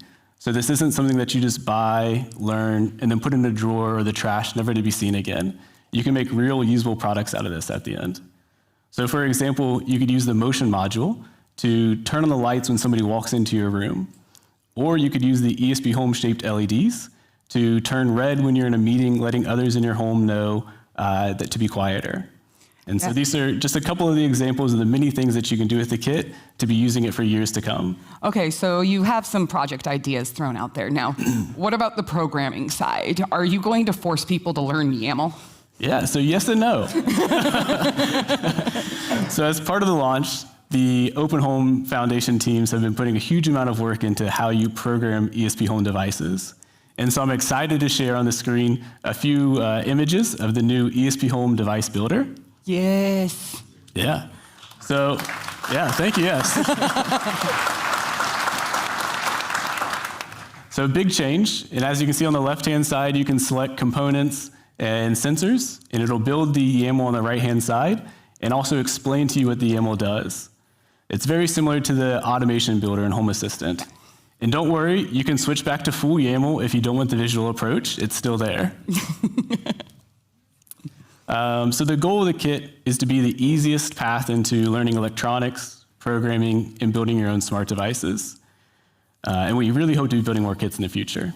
Yeah, no, building more in the future will be absolutely great. So you're making it really easy for those new users, but you're making sure those seasoned users who might be those YAML experts don't get to miss out on the new things that you guys are actually making. So thank you for telling us a little bit about what you guys are building right now. Carl, it's your turn. What are you guys working on at Nabukasa right now? So we're building this. That I hope you can see on the screen, yeah. Lines. You guys are building lines. Wireframes.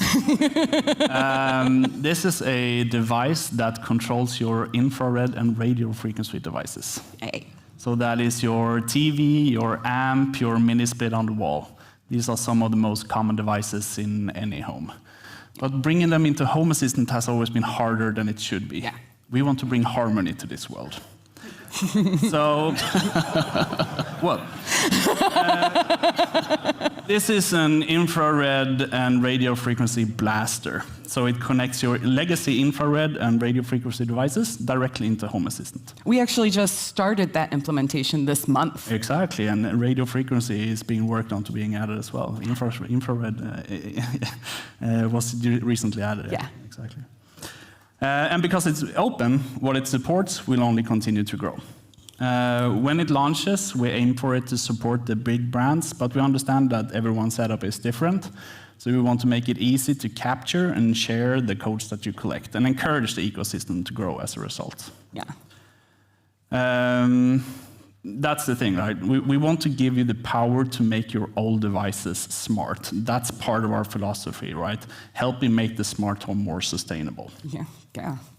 And in full building in the open spirit, we're sharing this in its prototype phase. We're still very early in development. So does that mean I'll finally be able to control my non-smart TV?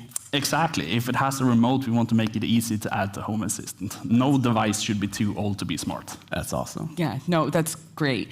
Now, we love our spoilers. We are always talking about things that we're working on as early as we can. So, Carl, tell me what you guys are actually going to work on next. We're always adding to our current line of products. Like, for example, we added repeater functionality to our Connect line recently. But there's one more thing I want to share. Still in its research phase, but equally as cool as the infrared and radio frequency blaster. And this is also about bringing smarts to older tech. This new device targets multimedia use cases, but isn't necessarily limited to that. The idea, connect your analog world to your digital home. And building in open means we share early, so here's what we have so far. We have been listening, and it has power over Ethernet. Yay!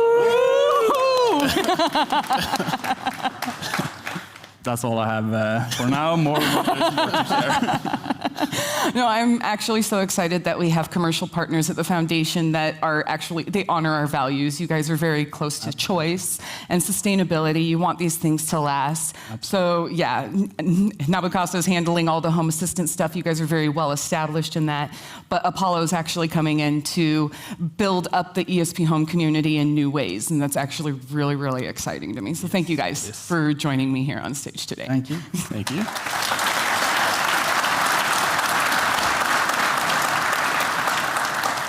Now, we've actually heard a lot about how we help you, right? We try to make you guys a little bit better. We want you to help us be a little bit better. But I actually want to hear a little bit more from the community directly on how we help you guys from the foundation.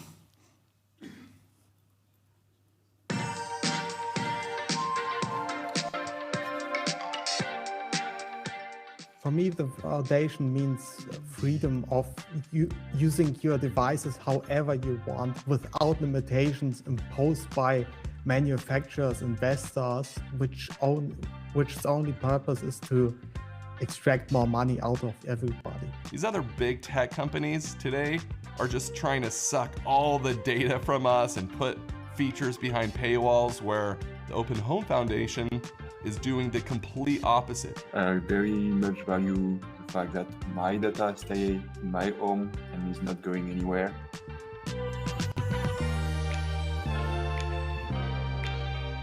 I can connect all of these wildly disparate things. I can make relays talk to switches, talk to fans, talk to my weather station. They're all different makes, they're all different models, and they're all different ecosystems, but they work together seamlessly, and it just works. The Open Home Foundation means to me is the ESPHome community. I'm very much involved in the day-to-day looking after the community at ESPHome, and we're at a point now where the devices that we're building are so intelligent and so flexible, and they're almost consumer devices, and these are built by community members, and to be able to build something in your own home with the support of our community and our documentation and our website and our Discord server, it's really something special. I can be super confident in building my smart home with Home Assistant, knowing it will be supported years down the road, not only from the open source community, which is amazing, but the Open Home Foundation that's pushing out updates once a month that are just jam-packed full of features that are just blowing away other smart home platforms out there.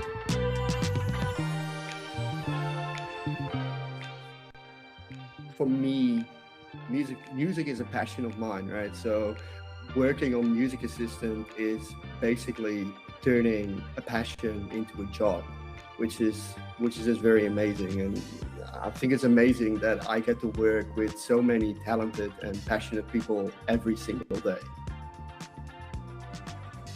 Hi, I'm just listening to My Music My Way, which today means a bit of Aussie rock in the Aussie bush. Look, I love being part of the Music Assistant community and seeing what they build next. I hope you do too. I ran out of words. I mean, I guess that's one of the things too, right? What else could I add on to this? Yeah, like, how can I say more things? Yes. Ah. Yeah. I love hearing about the community, right? There are so many different aspects to our technology that interest our community. There's people building their own smart home devices. There are people that are interested in music, automating their home. There's something for everyone in there. Now, before that, we saw our commercial partners, Nabu Casa and Apollo Automation. They built official licensed products built to the values of the Open Home Foundation.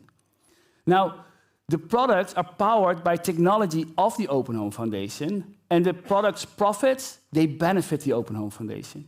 And as you can see today, we are building some really cool stuff with it, right? Like, we're using that money to build cool technology. And everything that we're building is open source and free. There's nothing behind a paywall. Because we believe that this is your smart home. These are your devices, and if these devices are in your home collecting your data, then that is your data. You should be in control of everything. And the technology that we build has this principle ingrained in it, right? Privacy and local control. Damn, I forgot a little bit. Yeah, yes. That's why, for example, we built Sendspin, right? To liberate your audio, right? We spent a year on it with some of our brightest minds together with the community, and now we're just giving it away for free, right? That is the benefit of a foundation. We are not here to create shareholder value. We're here to create value for you. Now, one of the organizations that has seen that what we're doing and has been rewarding for us is DuckDuckGo. Now, DuckDuckGo donated to the Open Home Foundation in 2024. And in 2025, they decided to double that amount, and they have donated $50,000 to the Open Home Foundation. Yes. Yes.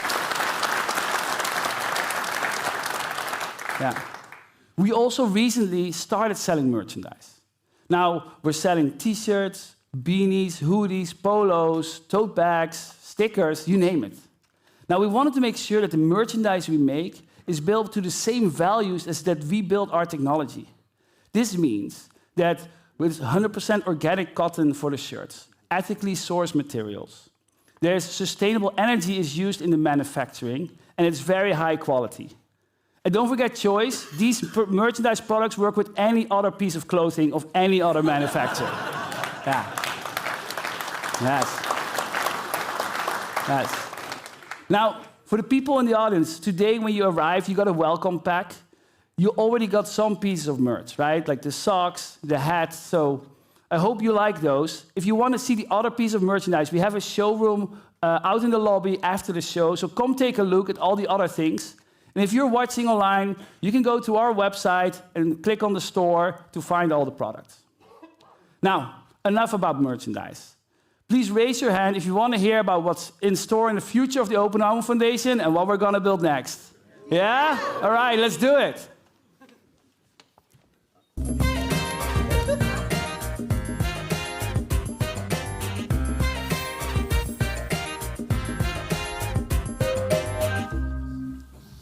All right, it's time for the exciting bit. Oh, All right, I'm back here again together with JLo. You've seen us on stage before, but we have two other persons as well. Can I introduce you to Matthias? Matthias is a UX designer at the Open Home Foundation, and Laura, product manager at the Open Home Foundation. So last year, actually, during the State of the Open Home, it was the first time we talked about the idea of building in the open. It's the first mention there where we wanted to go beyond code, or even before code, right? But at that time, it was more of a vision, an idea, a future. And today, we're actually going to change that. Today, this is no longer the future. We are actually going to do all of that today.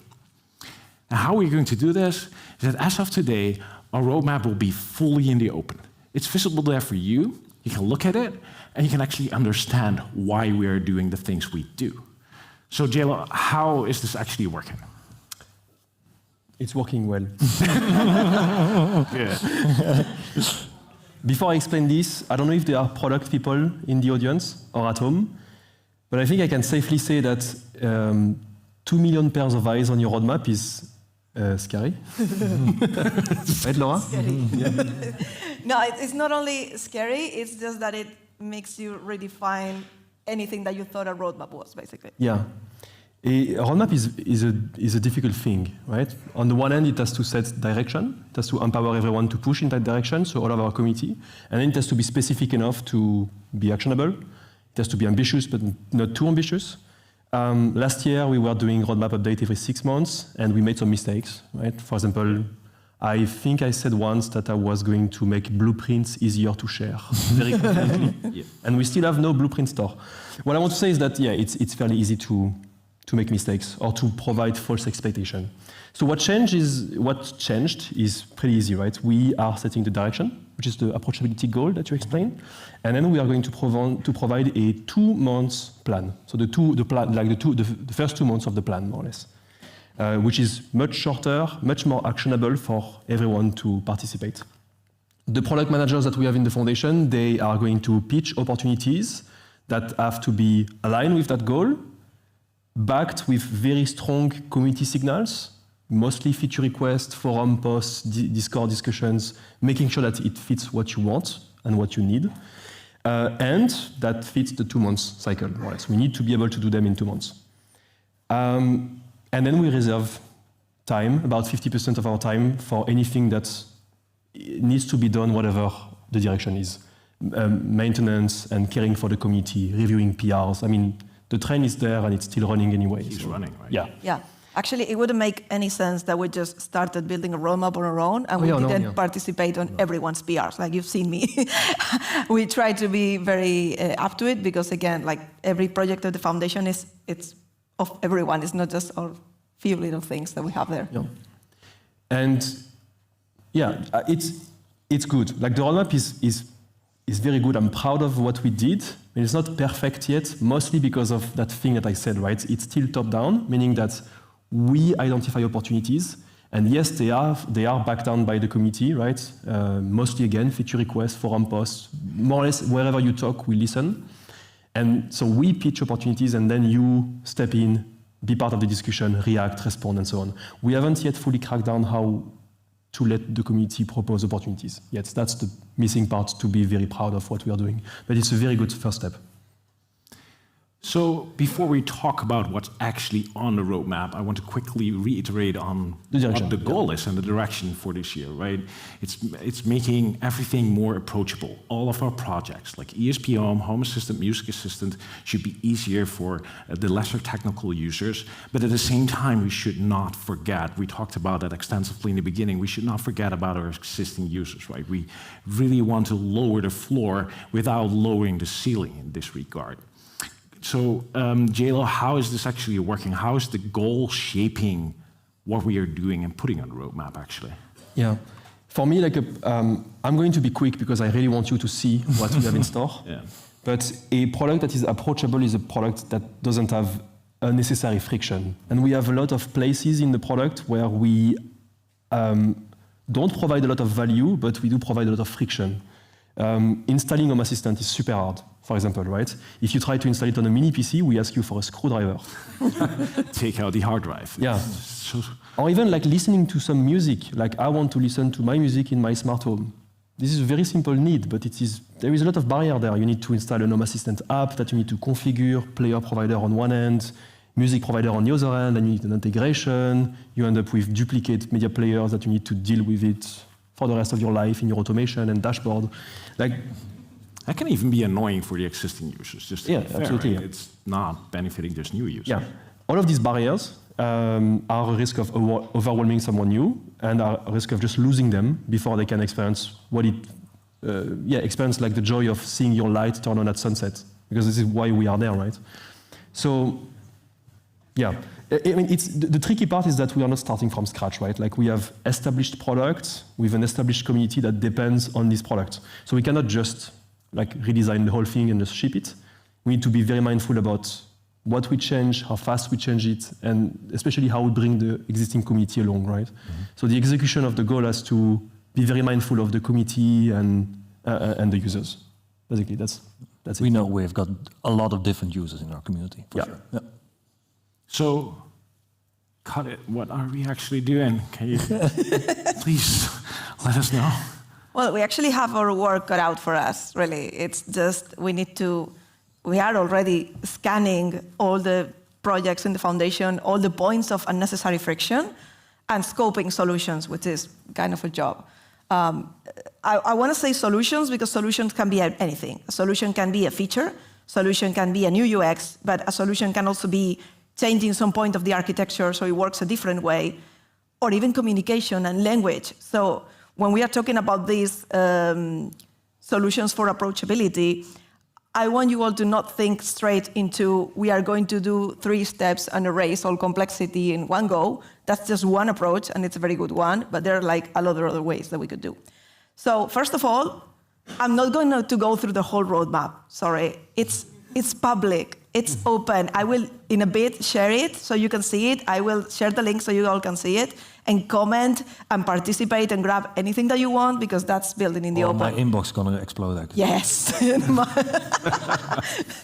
But yeah, actually, yes. But that's also very good. Yes, yes, please. So what I'm going to do is I'm going to show you just a few examples of things that target approachability and explain why so we can all be a bit on the same page. So first of all, installing Home Assistant. So approachability is, as we established before, erasing these points of friction that you have even before that you have installed the software, right? That you are using the software.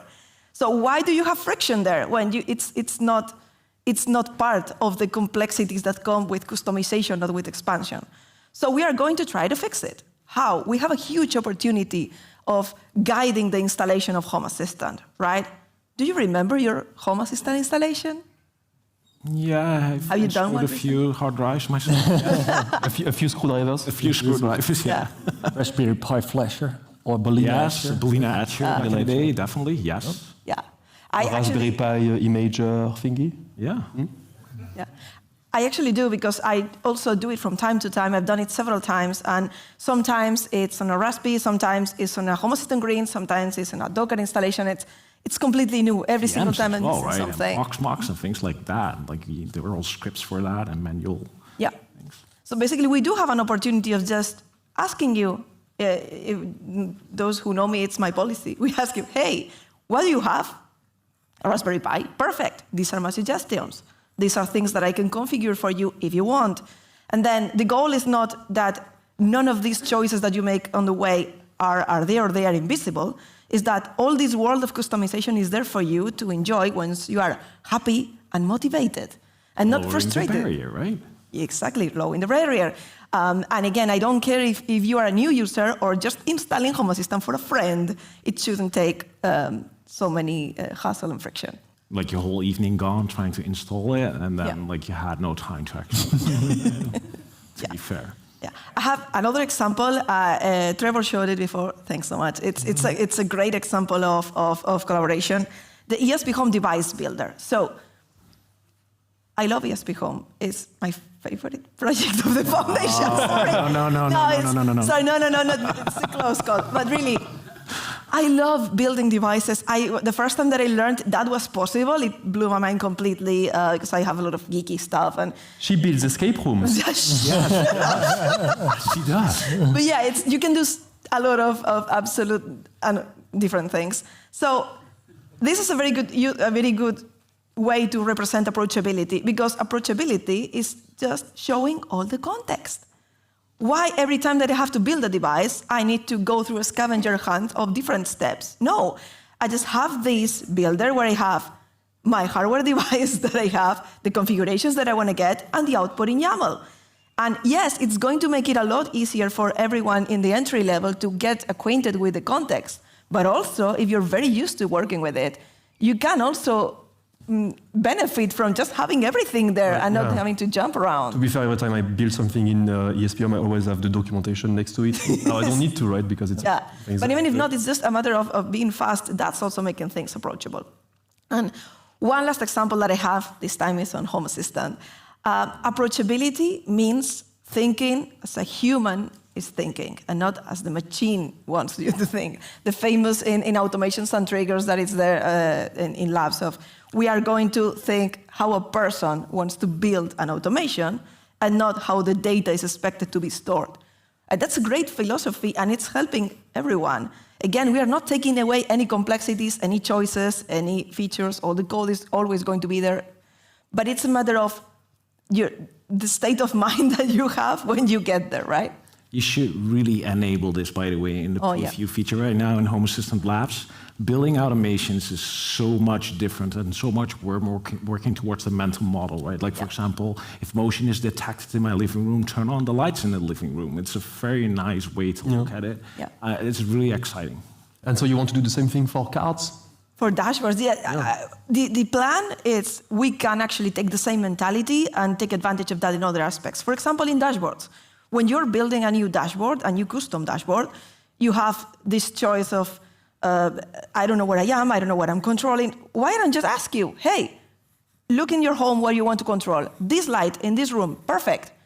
Let me suggest you things. We already have a feature for suggested cards, but it has so much potential. Hey, this is a media player. Let me actually show you the preview as an option. Let me show you the volume control. From like different cards and then just exactly, right? Like different options. It doesn't need to be different cards. They can be different configurations of the same card, right? But it's just a matter of mental model. If that step, that it's not a complexity that is actually adding any value, can be done in 5 clicks, 3 clicks, very fast without thinking too much, think all the energy and motivation that you have for actually expanding and exploring and breaking everything in your smart home, right? Which is, we'll do it, the truth. But yeah, these are just some features from the purely feature perspective, but I do believe a lot more can be done with design, right? Ooh, design. Hey, there's a buzzword. Cute. I wish we had a designer here. I'm here.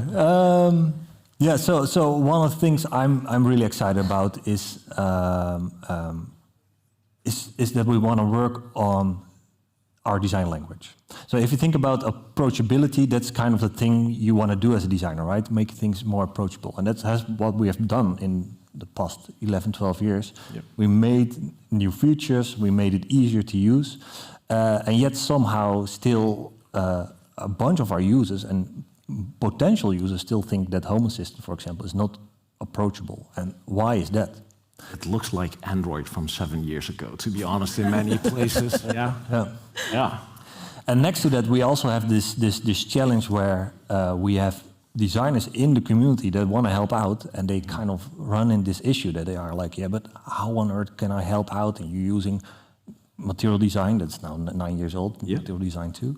And what can I do? So what we want to do is focus on our design language, a language that is shared by the state of the Open Home, and that's something that's really ours.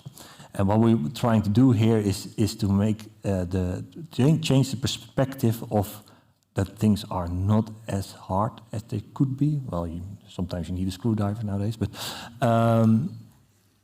and we want to make sure that everyone that wants to contribute as a designer also has the tools and the meanings and the guidelines to make sure that you can make great designs for. So you say like you want to make a design for the Open Home Foundation. Does that mean that like ESPHome and Home Assistant and the Music Assistant will all look the same? No. No, you're definitely going to notice that because this is a project or something that takes quite some time. In the next coming period, you're definitely going to notice that there are some similarities between the products, but ESPHome is definitely something different than Home Assistant, for example. Yeah. And also, by the way, for everyone that thinks we're going to liquefy glass everything, trust me, we're not going to do this. No. I think the most important point, you said it right, it's something that looks like us.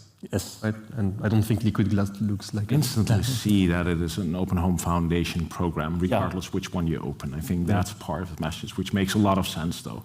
I think there's something else we need to mention. To be honest, it's something we are researching right now, which is the installer program.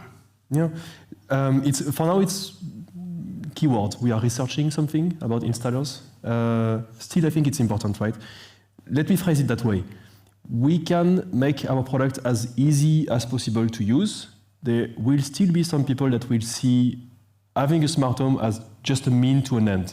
And the end could be more convenience, peace of mind, security, saving energy, saving cost, these type of things. And so on top of working very hard on this golden path of easy user experience to install and set up your smart home, which is what we do, we want to research or explore a trusted path where someone else, a company, installer, install Home Assistants for you. Sounds ideal to me. Like I just moved, I still have a bunch of boxes full of smart devices that still need to go off. You can pay me and I do it. To be fair. Sorry. How can the community help us out, actually? So I might repeat a bit what Jayla said before, but the best thing the community can do here is provide context, right? So we do research, we interview a bunch of users and people in the community, but we definitely can use every insight out there. So if you have a special need in your house, for example, we might have overlooked or it's not in there, please provide the context you have in your home.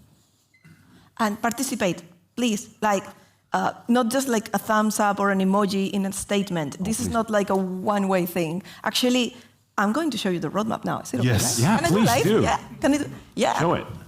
Let's see if I don't. Did we already put up the QR code? Can we get it up so people can actually scan it? Yes. So. There we go. That's a roadmap. This is open. You can also look for Open Home Foundation Roadmap GitHub, and you will find it. It's been there for already like a week or so. We are populating it with our ideas and things that are up there. I will give you a few seconds. Now I will show you exactly what I have here so you can see it.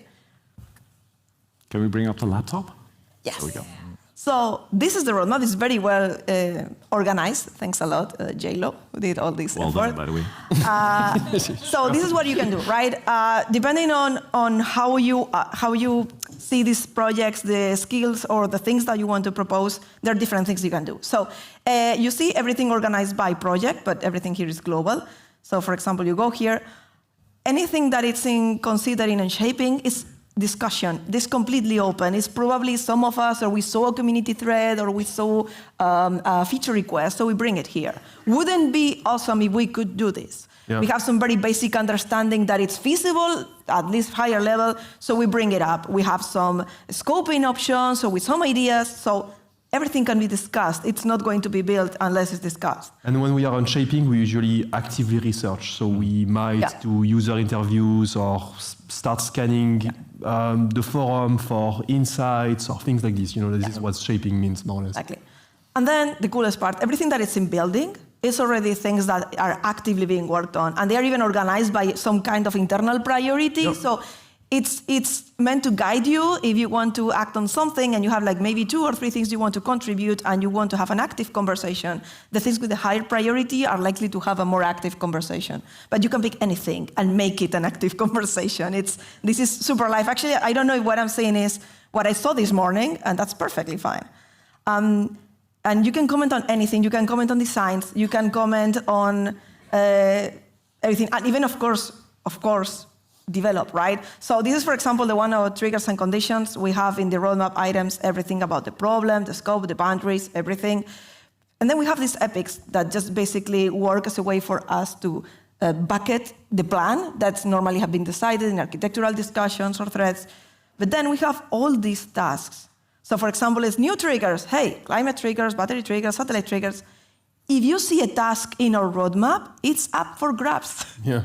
This is not our way of just giving you a window to how we work so you can like, no, this is good. This is really, this is not a marketing stunt. This is something that we can actually, we really want to work in the open. And you can see like absolutely everyone can grab anything that they feel connected to. We also have a bunch of design tasks, by the way, so It's not just coding. Also, I think the main message is that you can participate at every level, right? Like if you want to participate to discussion, you can. If you want to grab a task and do it, then you can also, right? I will let you navigate. I will not give too much Easter eggs. Maybe I will just show you just an example that has a design so you can see how the conversation goes very quickly. No, it's fine. It will be here somehow. Oh, yes, the better suggested cars that I mentioned before. Yeah, so for example, in this case, you can even see that the state of the design is this. Like, I don't know if you can see it. I will break it if I try to zoom it. But basically, this is very raw. It's like few boxes from the designer saying, hey, I have this idea of a flow. Let's join in here to just share ideas. And if you don't like the boxes, you can talk to Matt. He's there. But yeah, this is basically how we are building in the open and how we want to build in the open with you. Right. So the roadmap is here, right? It's out in the open, it's public. And the call we have for you is go there. Go look at it, browse through it, see what you like. And if you see something that you like, go in and join the discussion. And don't go in there with just a +1 or I like this too or a thumbs up, but actually tell us why you like it or maybe why you don't like it. That's important feedback too, right? So go there, try to find what you like, work with it, and we will take a look at it. If you see something that's missing, by the way, you can, as JLo stated, feature request. I know Matthias and Laura are definitely browsing most of them. Actually, we're really active in there. And, I read a lot. Yes. Yeah, you read a lot there, and that's absolutely great, by the way. But the main message is here: you don't have to write code, right? You don't have to be technical to join in this conversation. You have context that we don't have. You have your smart home and the way it runs in there. And that is context we absolutely need. So this roadmap, as JLo stated, is for about 2 months. The building part especially, right? Yeah, the building part is about like a 2 months aim-ish where we're aiming for. But if you come back after 2 months, it probably changed. And it didn't change because we felt like doing something different. It will change because of your feedback. And that is actually building in the open.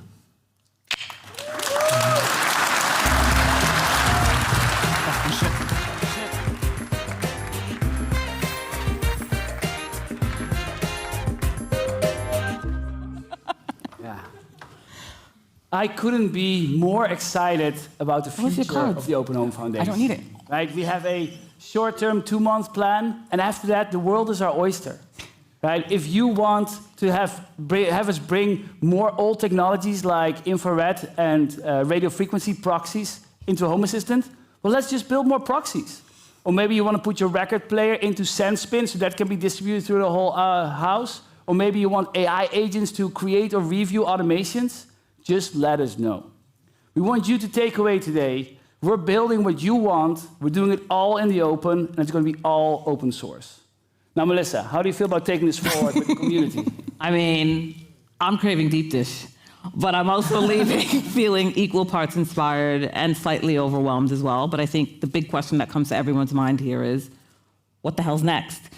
But that's the thing about this community, right? Without you, we wouldn't be where we are. And I think the next step here is for us to really focus on bringing together a wider audience for the Open Home, because you are essentially the Open Home.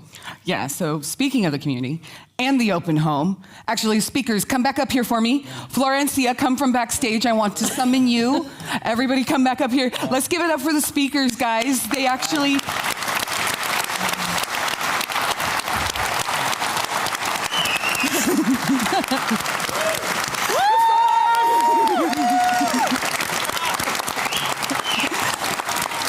We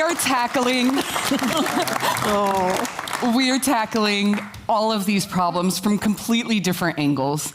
And so I cannot be more proud of being part of this organization. We're actually not done yet. So for online people, stick around. We actually have a Q&A that's happening right after this with a few of us speakers. But for those of you who are actually in person, you guys get to actually hang out with us for a little bit after, drinking beers in the foyer. So don't forget to meet us down there. Don't leave. Party. And do the Sendspin party.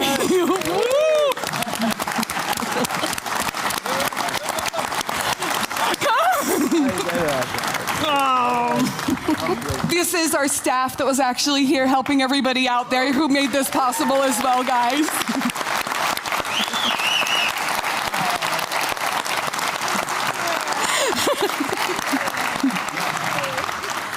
So that's it for everybody, but for those of us who are here on stage, we'll actually see you here in 2027 for the next State of the Open Home. Thanks for watching, everybody.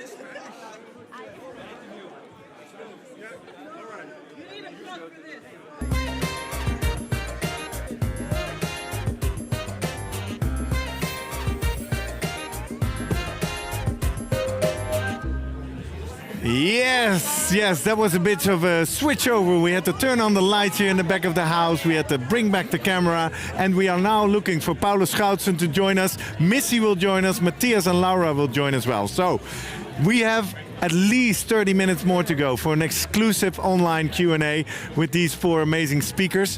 If you join in later, my name is Gerrit Heikoop. I've been participating a little bit in the chat with you and I've been reading along all the time. It's amazing to see you all around the world.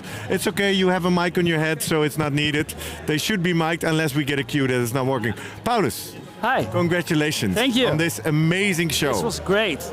As we kind of run this like a sports match on television, we now say to you, so what are you feeling right now? What's running through you? Well, just like, wow, it went so well. Like, I think it's interesting. We hire like the best people for engineering, for design, for like products. And then all of a sudden it's State of the Open Home time and we're like, oh, now present for 250 people and just go stand there and make a great show. And it went so well. Like everything. Hey, and Paulus, you are at one point the guy who wanted to automate his lights and put it on GitHub. Yeah. You, for a couple of years, we've come to know each other as the president now of the Open Home Foundation.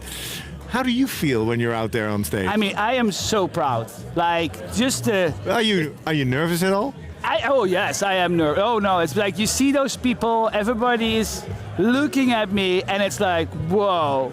But then it's like when you see the other people speak, right? And then like I'm just proud of all the things they're sharing, the way we're working, the unique approach that we take to tackling this subject, and just but now that like we're all on stage at the I just end, wanted to use that to give one of the chats back to you that a lot of people actually like the fact they see some nerves out there. Okay. And they literally said, you know, these are real people.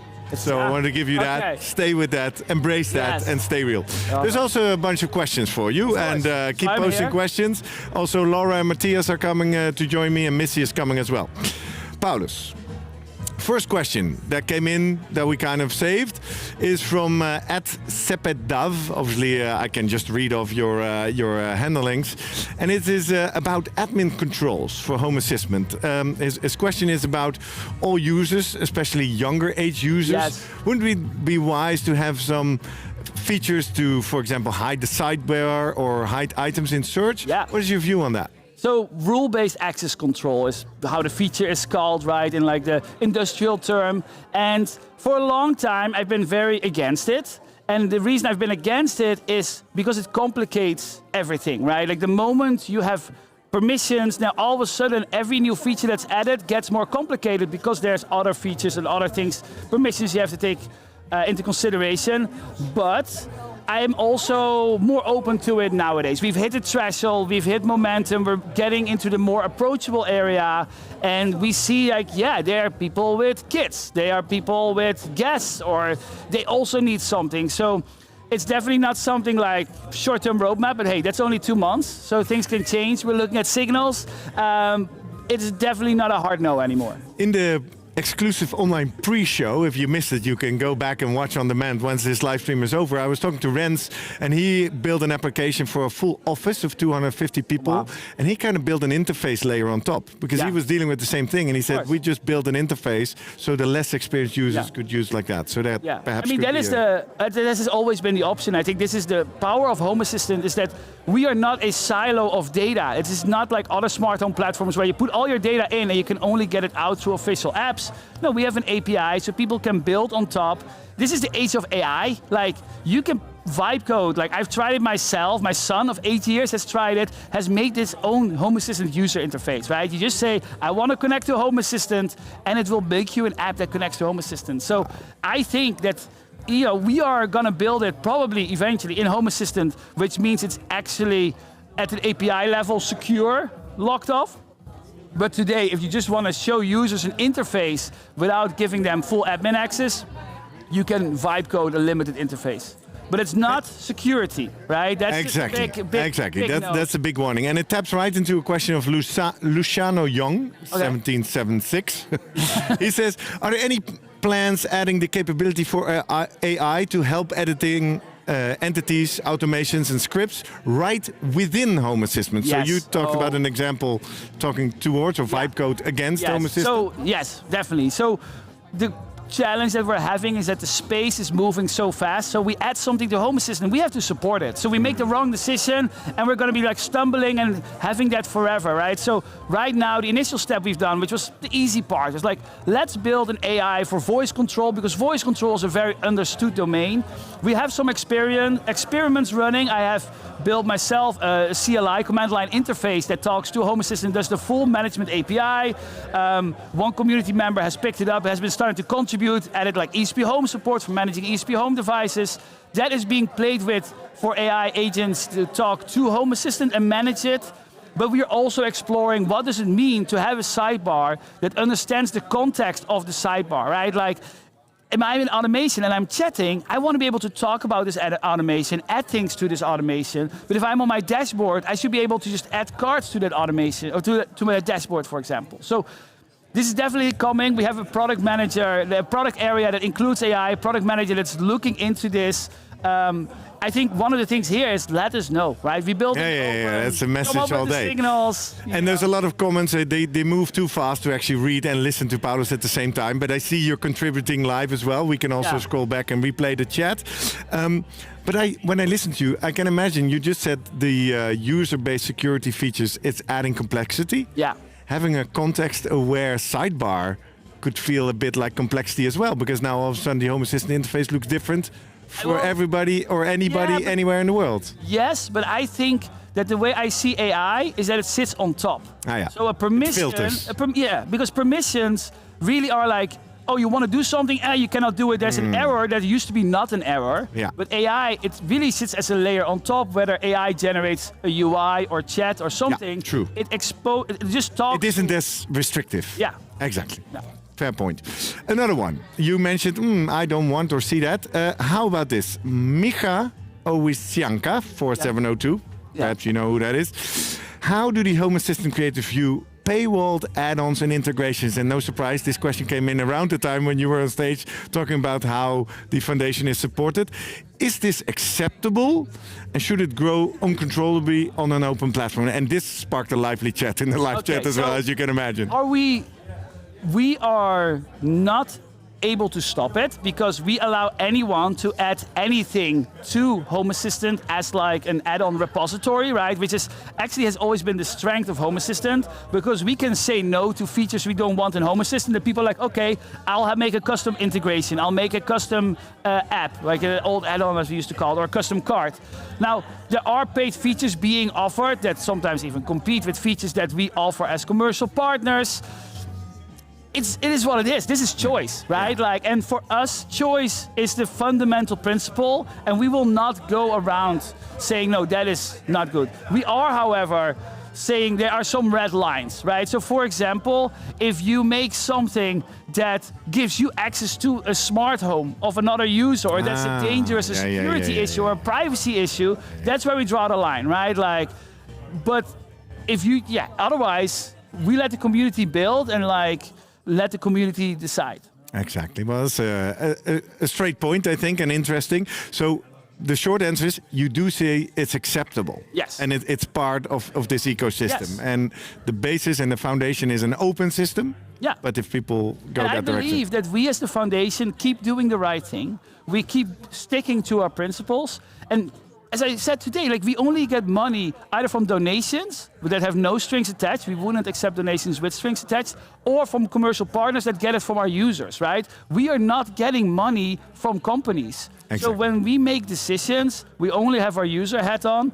And I'm from the opinion that their users will continue to reward this, because they see that we are the good guys in this fight, and they will keep supporting us.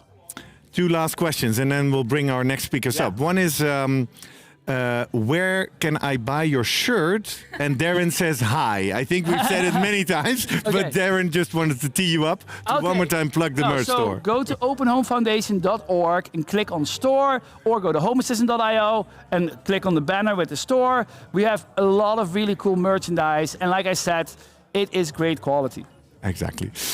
Final question. Any ideas yet about where this open home event might go in the future? What will you do next year, someone asked? Yes, so I want to go bigger, right? I want to go bigger than this? More bigger. So, Marcel already mentioned we have a summit as well, where we come together with contributors and staff. Then we have this event where this is staff with users and some contributors mixed. And in a way, it's they're similar events, but one is focused on doing the work, building things, and discussing where we're gonna go. The other is about celebrating the work. And this could be a bigger event, right? My dream, if I just had all the time and money, right? It'd be okay, let's do a 3-day event where we go with contributors, we have works with Home Assistant partners, we have other industry things like open standards, like Z-Wave there as well. People can learn things and then have different talks. In 2020, we had an online conference where users were having talks. The most amazing things came, right? There was in Bolivia, there's a brick factory powered by Home Assistant. There was a volunteer firefighter in Amsterdam who gets notified in his smart home when it's his turn that he has to go to the fire station.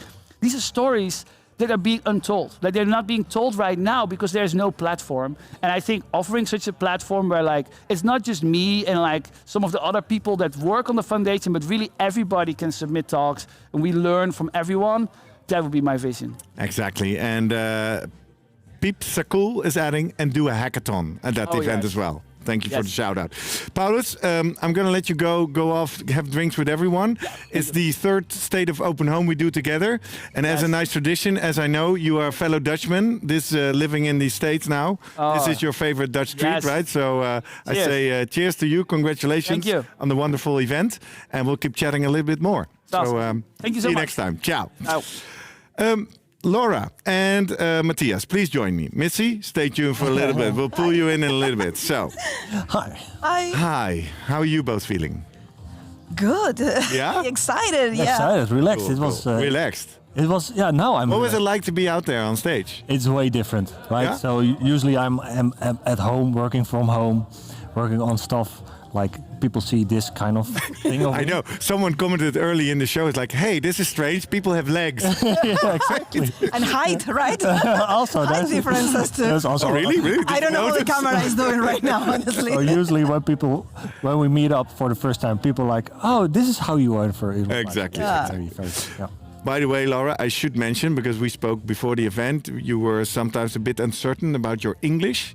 You got, and go back and replay the chat, you got a lot of praise for your presentation style and how well you did that. So take that to heart and never say things about yourself like that again.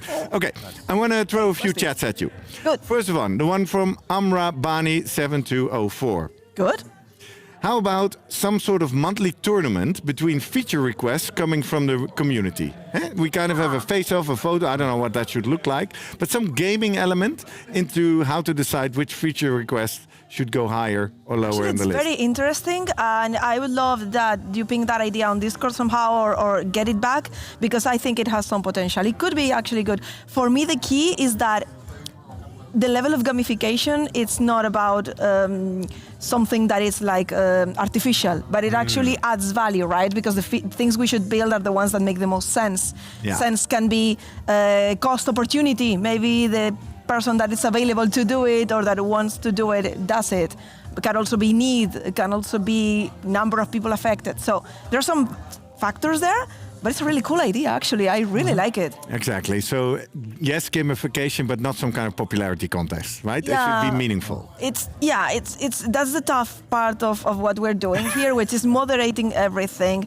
And houses are like noses. Sorry, the saying in Spanish is a bit different, but I think this is still kids friendly. I'm curious. What did you say? Houses are like noses? Yes, Okay. everyone has one. Yes. So everyone has one, and every house is completely different. So actually, understanding and targeting what is important to you requires some kind of global effort of, okay, what can we do that actually makes the most of you feel that we did something useful. Exactly, that's good. So any ideas, drop them, right? And let's work on this. And maybe next year we talk about the State of Open Home and all the tournaments, the feature tournaments, and we figured out some kind of format for that. Happy to. Yeah. Exactly.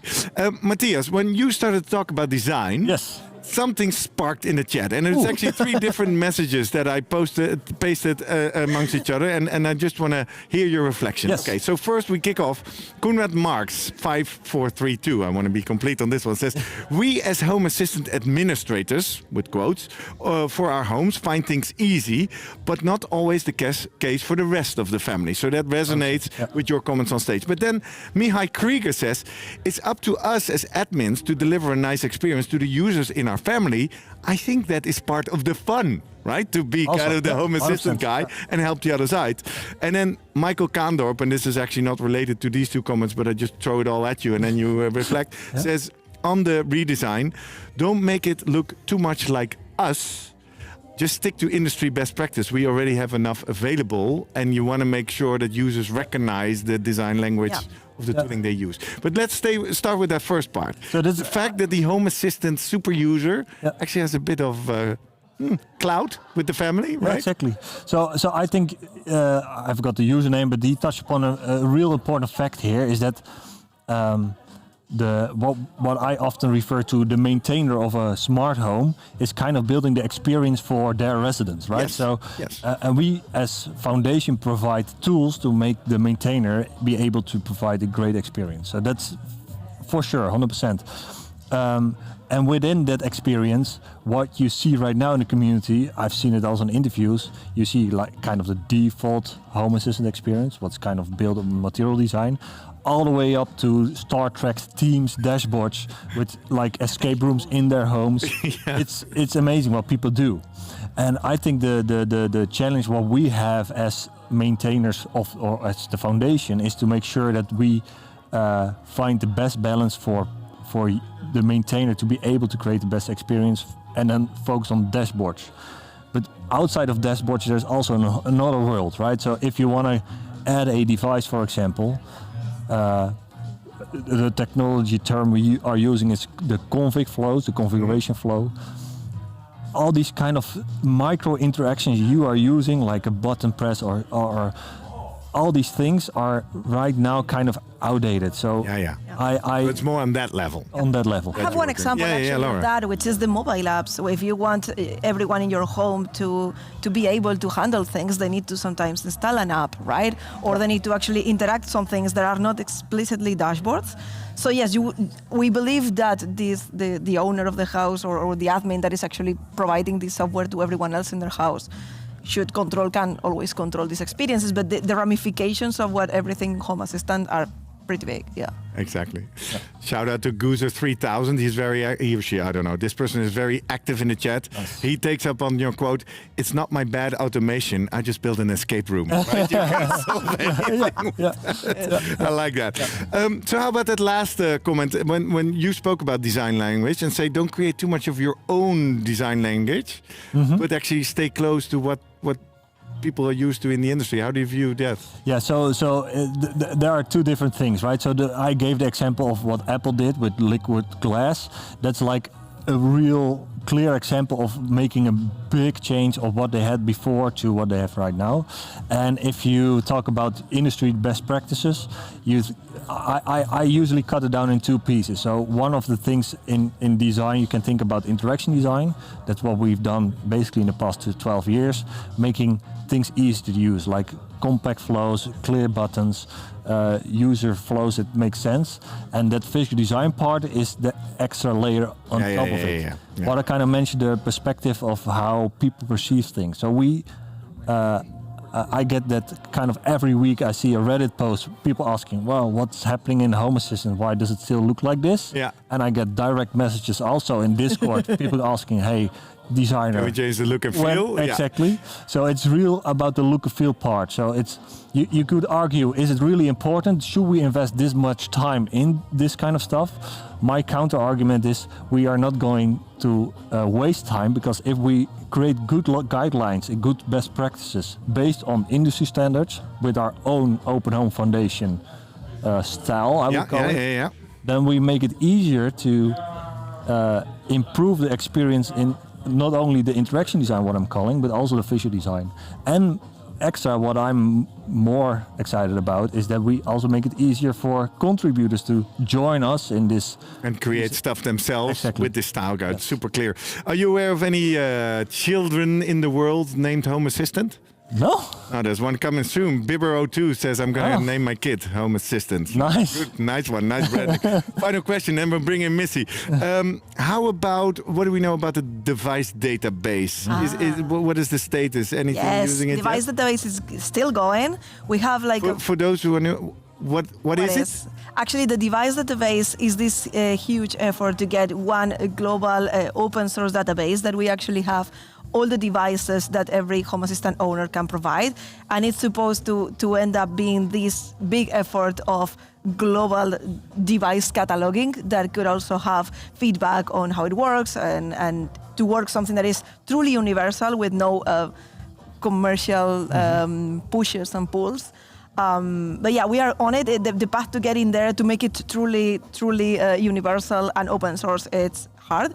But we are on it. We have a first version, right, that it's live, that it's there on labs. please go to Labs. It's on Labs. If it wasn't clear today, the one thing for today, please go to Labs. Labs. Yes. All right, cool. And what is going to happen is that your device information, you can download, by the way, a sample and see exactly what device information you are going to send. That device information is going straight into the database. Exactly. So that information is not for us to consume, it's also public, but it's meant to go in a portal that we are building pretty soon, right? So that's even on the roadmap. So in the next 2 yes. months, we're going to provide, that's More the on ambition. that. Stay tuned is what you No, say. not even. We're going to make a website where you can find all the devices that people have shared with us in the database. Nice. All right. Actually, there's 2 cats with living with Peeps Are Cool. One is called Nabu, the other is called Kat.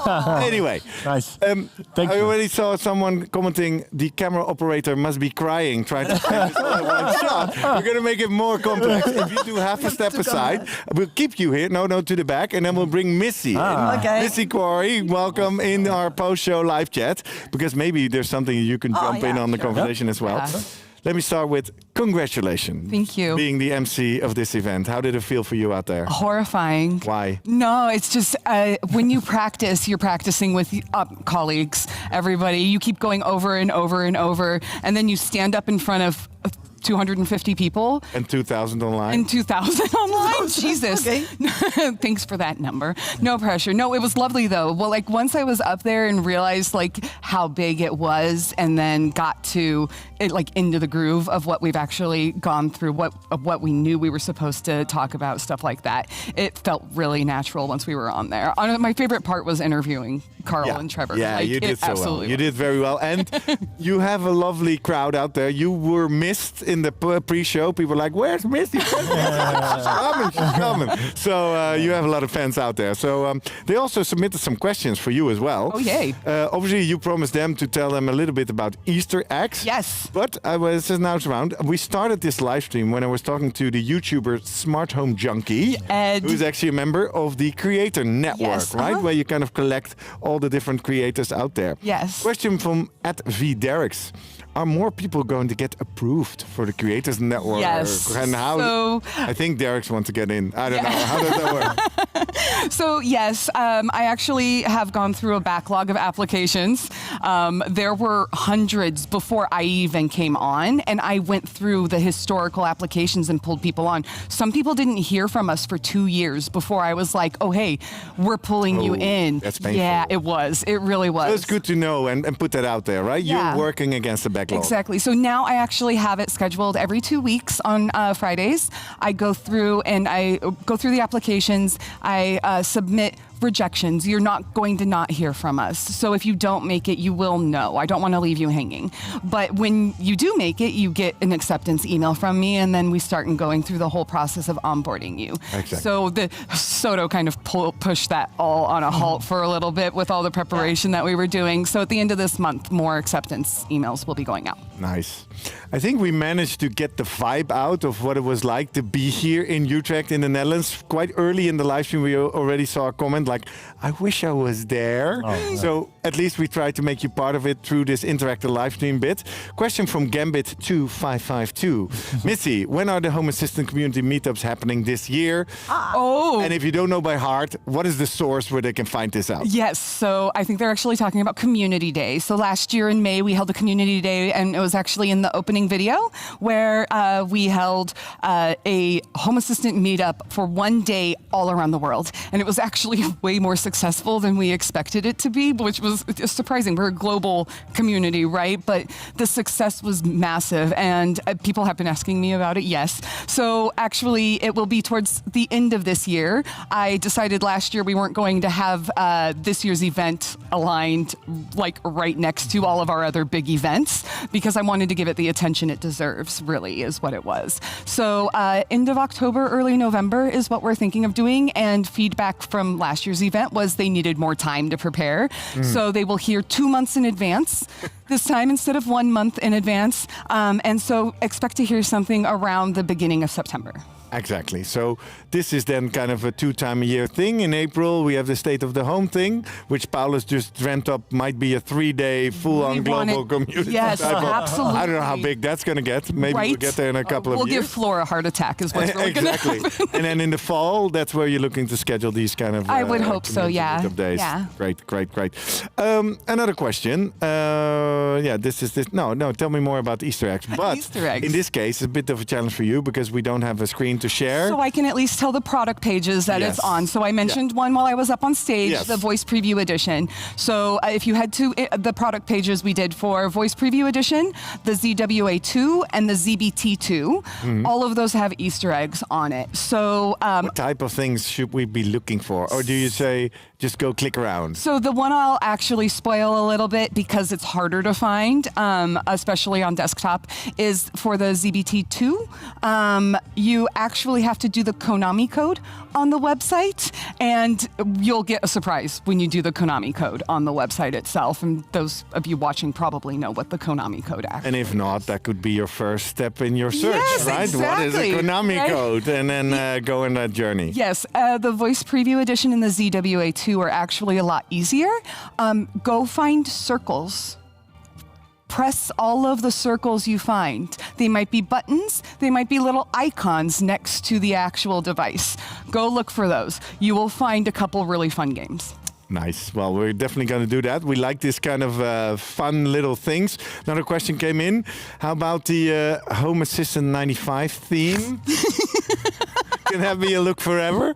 Yes, no, absolutely. That's why we put it in hacks. That was something that I really... Yeah, Laura is committing, Yes. and also our designer says yes, please. Yes, that was April Fool's joke I planned with Paul. We call him our mushroom guy. He's the mushroom card guy, not those kind of mushrooms. Yeah. So Paul is amazing. He's a brilliant front-end engineer, absolutely. And he went through and I said, hey, I want to do a Windows 95 theme for April Fool's. I want to do a joke. I was trying to shove it into labs, but Franck explained, like, labs itself is not meant for something temporary. So if you take it out, you're going to break someone's system when you actually take it out of labs. So my initial plan for it being in labs kind of backfired, which is fine. That happens, especially in open source. So we loaded it up on hacks.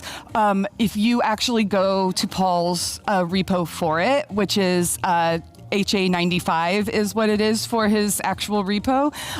You can submit feature requests in it. It's broken. Like it is not a fully fleshed out theme. There are some broken elements to it. And so I have my own things. Like it doesn't work in dark mode. So if you don't have dark mode on, there wasn't dark mode in 95, guys. That's true. It shouldn't work on mobile phones either. There weren't mobile phones with internet browsers in 95. And so there's a couple little bugs with it that can be fleshed out, but I want that more. Like I want to see people actually use it. It's so fun. Talking about fun, I have a final comment for you coming up, so stay tuned to watch that. But not before, I do a big thank you, because as you can feel, we're nearing the end of this live stream. I already saw some people, hey, why is the DVR disabled? Well, to keep you in sync with the chat, so you couldn't scroll back yet, but when we stop this live stream, you can go back, watch the whole thing. But not before I do a big shout out for the people I had the chance to work with. Floor, Yes. Martin, Christina Luengo. I hope you watched this live stream all the way to the end tonight to your hotel room. Cameron Rollason was with us. Obviously, Clelia Relia and Jonas Hoffman, who created all the content. Our designers. Our moderators in the chat, Liam Major, Joost Lekkerkerke, Guy C. Shout out to you guys. Obviously, the whole crew of live online events and Tivoli Vredenburg here in the Netherlands. And to all our speakers, and you're representing them at the moment. Missy, this is the message I wanted to give you. It's from Dale3H. Yes, Dale. Dale is watching. Of course he is. Can you please tell Missy that we are so proud of her and she did amazing. Yes, that's what we want to end in, Missy. Well done. Congratulations. Thank you all for being part of State of the Open Home 2026. We are and we were and we will be building in the open, and we hope to see you online, on Discord, on anything you do there, but definitely also in person at either the Community Day or the next State of the Open Home. Thanks for watching and see you next time.